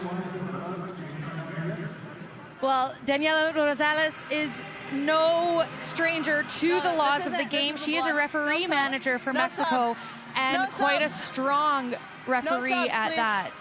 It's really great to see players transitioning on both sides. Okay, thank you. Of both sides of the game. That's been a problem as well. The tackle completion from Mexico, only 33%. Spain, well, 100, doesn't get much better than that. The missed tackles for Mexico has been something that's just been biting them all weekend.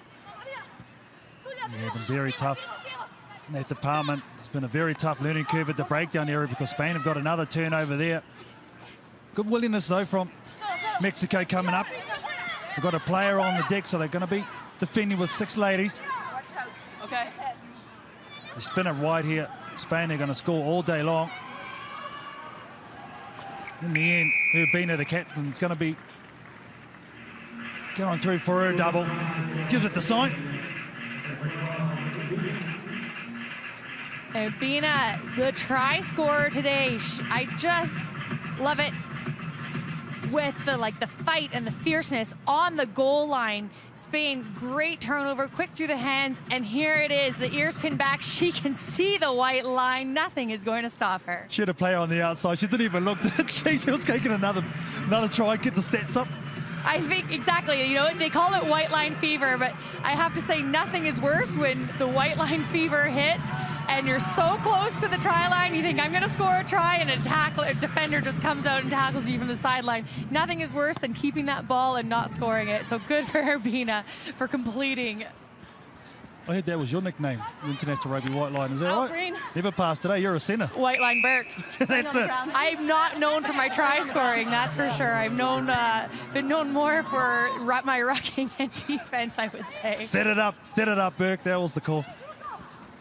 Great to have international Canadian player Andrea Burke here, giving us some insight. Ooh, I thought she might have a turnover, but no, Spain.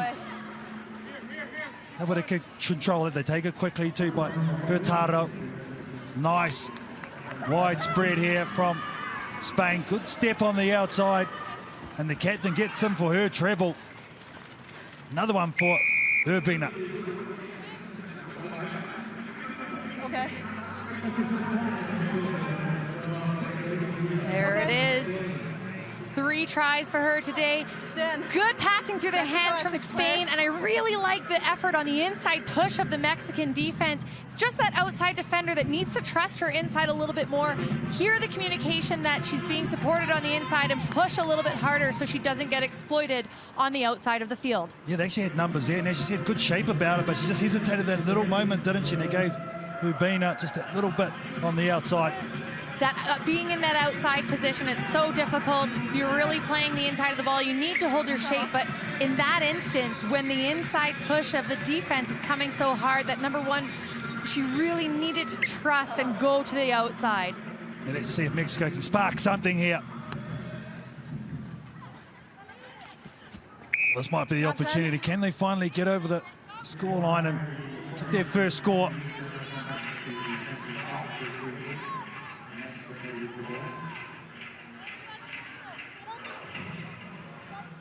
Very deep set here. Going to go to the right, so a bit of confusion. They've had that double switch on the midfield, but with the unstructured play, half break. Difficult ball to take, but they like these little switches on the inside. And again, the first thing to go when you are fatigued is the communication wasn't there this time. The pass, the offload there just looked a little bit low. However, Mexico has 27 completed passes today. I think this is the most ball that they've had all weekend. And it would likely come down to them just settling in, probably doing their video review over the last 24 hours and coming in on day 2 with a fresh perspective. Spain now try and get on the outside. That's where they found a lot of joy today. Maria Garcia on debut, the number 4 strong pin, but again, a nice tackle coming back. Carrillo, too high, says the referee Shea. Again, holding their width. The Spanish, ball too high for Hurtado to take on the first occasion. Now they've got huge numbers, Spain. They go for Barbara Pla onto the field, and Barbara Pla will just slice straight through.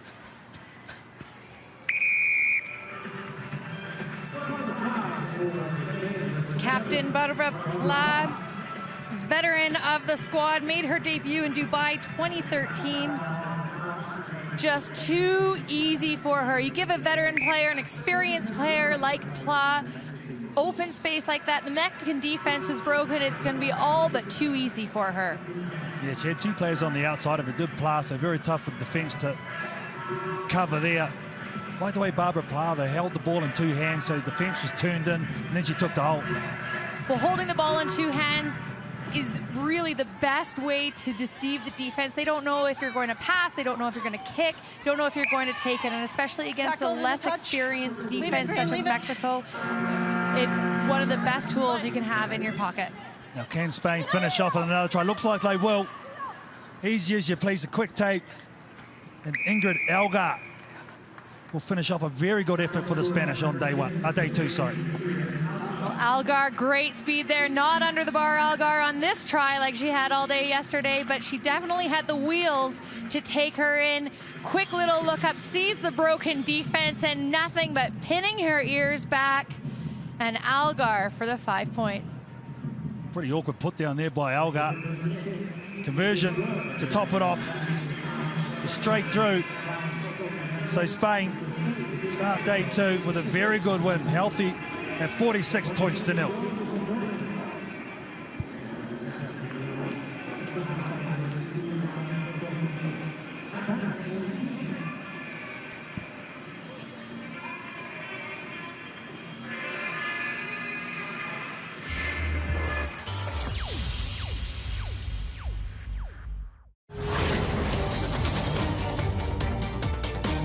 She's a fantastic athlete. We know what she can do. This is the woman we've been waiting to see have the ball in hand. She is their arch try poacher. Here comes the hat trick. 3 in the final. Chen Kei, she is one of my favourite up-and-coming players. Chen Kei is taking her team forward.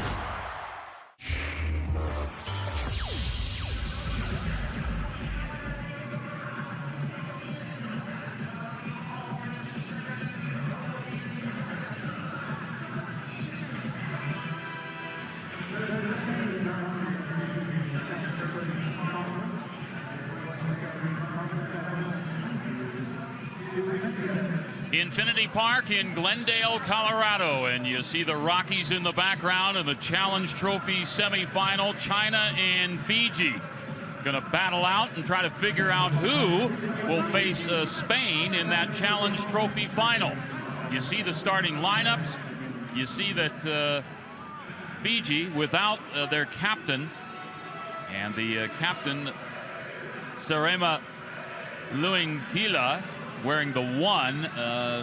She suffered a concussion yesterday, the report, and so she will not be seeing action today. And the captaincy headed off to the number 3, Leticia Nangado, who is a veteran of the Rio 2016 Olympic Games and a 2-time Rugby World Cup Sevens participant. Only 2 returnees, by the way, from the recent World Cup Sevens in San Francisco for the Fijians. China, on the other hand, youngest team in the tournament coming out here. And the oldest player on China is Yu Lai Ping, wearing the 3. She's 24 years of age. And there are also a couple of teenagers in the lineup at 18 and 19 years of age. Plenty of debuts on the Glendale side for the Chinese and for the Fijians as they huddle up and get ready. Sakurako Kawasaki is your referee. Making sure. Did I put a fresh battery in that watch? I just need to know. I'm not alone up here. Bill Seward, and I am joined, and gratefully, by World Rugby Hall of Famer Phaedra Knight. And so far, Phaedra, I mean, what a difference in day 1 to day 2, and especially for the home team, the United States. They looked very, I don't know, off the first day, and today Ilona Maher sort of sparked them to a big-time effort. Agreed, Bill. I think nervous, jitteries, connection points, and really game acclimation to the altitude and temperature. And these players also, that might be a high tackle, and that is the call right there, as in still down is the tackled player, as China setting things up. If you haven't seen China before, keep an eye on the 5. That's the captain, Yan Mai Ling, also going forward, and some spillage. Gao Yu Ying wearing the 11 for China. And they're going to bring it back where that knock-on occurred, and the scrum's going to go to Fiji. And meanwhile, up slowly, Gao Yu Ying made her debut in Japan. Also participated in the World Cup Sevens, just 21 years of age. It is a very young, as I mentioned, Chinese team, and 40-year-old Chad Shepherd, the New Zealander in charge of things here. Former player at Hawke's Bay and coach in Germany, living in Beijing. And Fiji's first possession. Finished 9th in the World Series last year, 4th of the year before. And side entry, and so they'll crank things up again. Roella Radinyavuni with the 12 off her foot, and then decides, hey, you know what? I could probably back myself in for a couple of meters there. Nangato around the side, taken down by the captain, Yan Mai Ling. And a pretty good run and tackle. Give some credit to China on that end. And offside the call, and so Fiji gets to re-rack a little closer to halfway. Both of these teams looking for their first victory after yesterday. China losing to New Zealand, the USA, and England. Fiji was dropped by Canada, France, and Ireland. Nangato, back it goes to Naimasi. And Merula Naimasi, one of the only 2 players on the Fijian squad to have participated in the World Cup Sevens. So it's really a whole different look than the team we saw at San Francisco. And trying to get free, and getting free, is Salukavidi. And Vasidi Salukavidi under the posts and down for the first try. Yeah, the queens of the offload, as you always refer to them, Bill. Salukavidi just stepping out of that tackle. The power of this Fijian squad is just impressive, to say the least. And they're so dangerous. I mean, they seem as though they're a bit more comfortable today, kind of playing in their routine style, very laissez-faire, sort of, you know, just tossing the ball around. But there is actually a method to their madness. And the kick on through, and a 7-0 advantage for Fiji. Salukavidi made her debut in Dubai last season. Also was a part of the contingent that played at the Commonwealth Games earlier this year. And on the restart, Gao with the take. Near side, Ruan. And Ruan hit hard by Naimasi.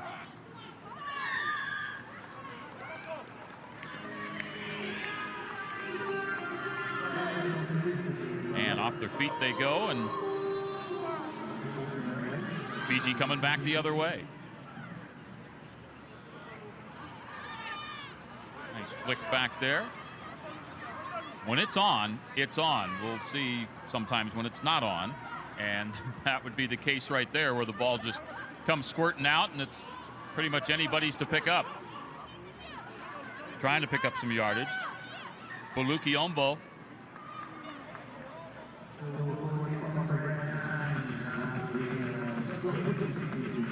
We've got ourselves another scrum right at halfway. Again, Fiji looking very poised, very relaxed, building their structure and shape on attack. Quite effective. It's interesting, the dynamic or the dichotomy between these two teams. Fiji being such a loose playing team, and China traditionally being so mechanical and drilled. Just an interesting perspective. Fiji is so free form at times, and yes. There they go. Lowendrau, the 9, with a carry, and now looking to get the corner, and little hop, skip, and a jump, and right along the touchline, working it back now, is Fiji stepping sideways is Roku Ono. And the bounce comes into the hands of Chen Kiai. Kiai with the dream team in Japan last season. 3 tries in the Hong Kong Sevens win over Belgium, and that's what's put China in this position here on the HSBC World Rugby Women's Sevens Series. Nice job by Sue Ki, the 18-year-old, making her debut on the Chinese squad. Ball comes free, and guess what? We got Naina Balitha loose to the corner. Little jump, going to try to turn around, defend, and puts it down for the try. Fiji dodging a bullet there with the high tackle. China played through the advantage. And now it's just an outstanding heads-up play to pick the ball out of the ruck, or loose ball that came out of the ruck by Baliki. She just backed herself, pinned her ears back, and waltzed in for her try. The conversion attempt off the mark, and a 12-0 lead for Fiji over China here at Infinity Park in Glendale, Colorado. And the rugby gods have smiled upon this one. It's a warm day here today, but you think about just a week ago, it was in, I think, the early 20s Fahrenheit and snow blowing all over the place. That's why them big hills over there got some white on them, the Rocky Mountains. And what a beautiful day today for day 2 of the HSBC USA Women's Sevens. China came up on the fortuitous end of that kickoff, but they're looking at just a bit rattled. Players taking a knee with some issues, but they don't have the composure that they had yesterday, in my opinion. It'll be good for them to regroup with head coach Shepard in halftime. You see Fiji well out in front in the carries, and then total passes also putting up some numbers. Yeah, it's hard to score points if you don't have possession. So it's hard to do any stats too when you don't have ball. True.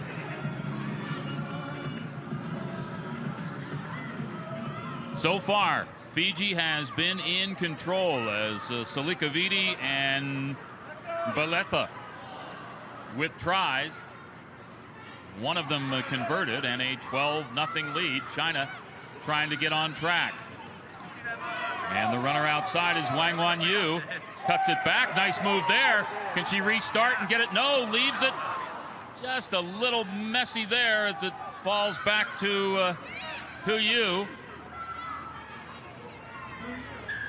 And the whistle coming up, and awarded the penalty is China. And back they come. The captain spinning it back left side, and taking it on the inside there is Chen Kiai. Had 3 tries at the World Cup Sevens and 3 big tries in Hong Kong in that victory over Belgium. A 2-time Rugby World Cup participant, and gets the first 5 points for China. Well, that's a great way to turn the switch on, get the lights firing. Great recognition on the quick tap, and then just move the ball with the basic pass catch through their hands. Perfect execution. You can't get any better than that. And great pace onto the ball by Chen Kiai.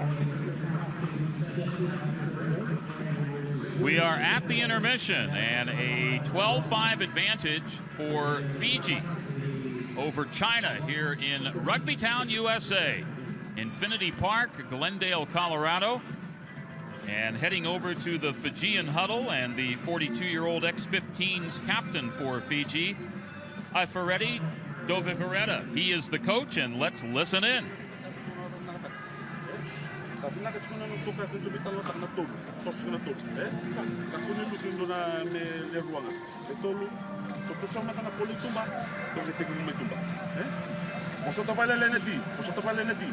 Kami main na support, dekat puni lilena number speaking to.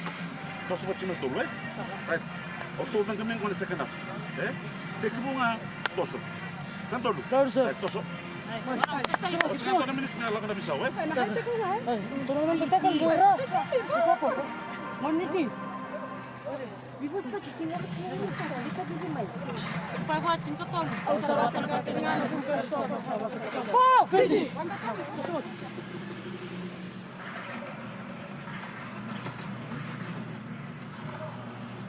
From what I could gather from that halftime talk, Bill, continue offering support and on the attack and in the offload.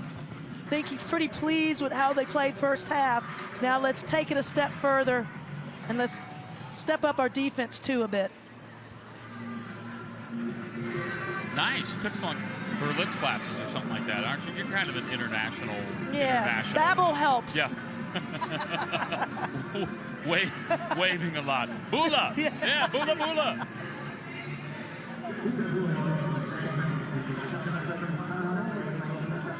So China looking to get back into this one with each team with 7 missed tackles and with 7 completed tackles. That puts you at 50%. Not really the numbers you want to see if you're coaching a squad like that. And that one's not going to go 10. And with the kickback, it's going to go negative yards on us. So the halfway point will be the starting point for Fiji's attack. Okay. Just. Thank you. Oh, they made the little guy come out and bring the ball. I thought they're going to drive the DHL truck out. Takes too long. I want the controls on. I don't care. I want to see that truck come out. Get you one for Christmas. Nice. I got something to look forward to. Now, if I can talk somebody else into a BB gun, I'll have a great one. Fiji. Oh, yeah. Fiji starting to turn it on with the flicks and pop passes, and it is Fiji Naimasi off the foot now. Going to show a little more. Let's see if she can make it stop. No, it rolls over the dead ball line. But nice thinking there for a sec. Maybe got one. Very nice. You got to take chances on attack if you're going to reap rewards, and Fiji is just so captivating to watch. Their men's and women's programs are just, they share the same flavor. Once they turn on those juices, it's really hard to stop them. For so many years, we talked about the French flair and then the Fiji flair, or the Fiji flow when it gets going. And China talking about maybe getting something going. The captain, Yan Mai Ling, well across halfway. Back it comes to Hu Yu. Spun back outside, the left side, and waiting for Wang Wanyu. Has she got enough to get to the corner? Oh, trying for the ankle tap was Naimasi, but Wang Wanyu got China on the board. And I think that try is a result of a high tackle advantage that China had. Fiji's got to be more disciplined on defense, not only in avoiding the high tackles, but in shifting across the field and adjusting to the movement of China. That was great pace by China to come in on that ball, score the try. And she really had it measured going to the end. Naimasi took that big swing right at her, the right side of her ankle, and she just had enough to sort of fight through that and move along. And so, suddenly, we got ourselves a 2-point ball game. 14-12, China with the lead now on Fiji. See how Fiji responds, being at a deficit. And the restart, kind of a flat one at that. Sounded like they kicked a cinder block. Running toward the touchline with the heavy fin. Soklavidi also with a try already. Also Beletha for Fiji. In the middle is Nangado. Here? Okay. Offside. And being whistled up, and back comes Fiji, and down hard goes Turudi. And Fiji with some numbers on the outside. Can they make this one work with the fend and just some power? And then leaving it for a teammate, and play. Referee right on top of it. Unplayable. Unplayable ball, and it appears that Fiji brought it in, so Fiji will have the scrum at 5 meters. Well, I thought they were going to score there, Bill. They had a massive overload on the right side of the field here, and China did a great job.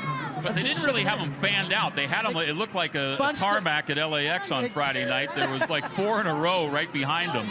Yes, so alignment, it's key, which is why we're not talking about a try right now.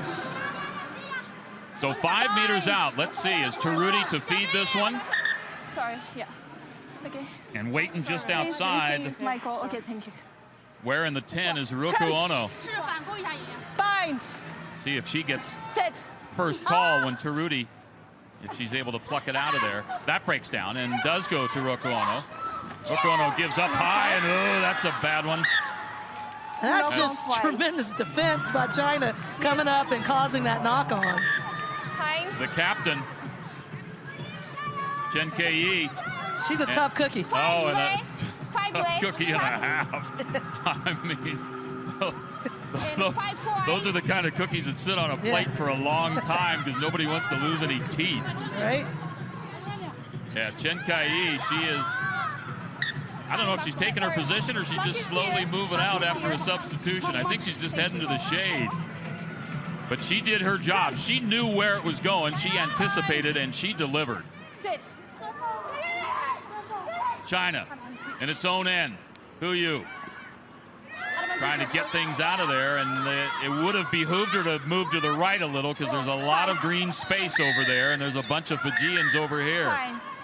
We may see a card, and we do see a card. High tackle, too many, and they're going to restart them as off goes Esiteri Bulikiombo. And she'll be off for a couple minutes. So China will have the advantage, 7-on-6 against Fiji. And sometimes, you know, the Fijians kind of like that, like being, get us down one, and it gets us fired up a little more. Yeah, I mean, I don't necessarily need that as, or never needed that as a player to play short one. And especially at a mile high. Right? But for those that operate that way, great. Feel free, it's all yours. So, stay. Near side line out for China. Yes. Please, 1 minute up. Wait. Here, please. Yeah, quicker, please. Thank you. I have a feeling Fiji may disrupt this. At least try to, and well done on the Chinese side. Throw a dart, get it done, move it outside, and Wang Wanyu wheeling and dealing, and off to Chen Kei. Nice takedown by Lowendrau. Back it comes. They got some numbers out here if they can put some pressure right up on it. Running big is Gao. Losing the handle on it for a second. Shifts it back inside, and who? Inside the 22. Looks for a teammate who gets hammered. Liu Chao Yin losing that one. Taruti coming back the other way. Oh, there's some green acres here. And a big player, long strides. Needs some help. The flick back. Taruti, nice boots, nice move. Taruti, 8-on-8. And the 8 in the white gonna take this one.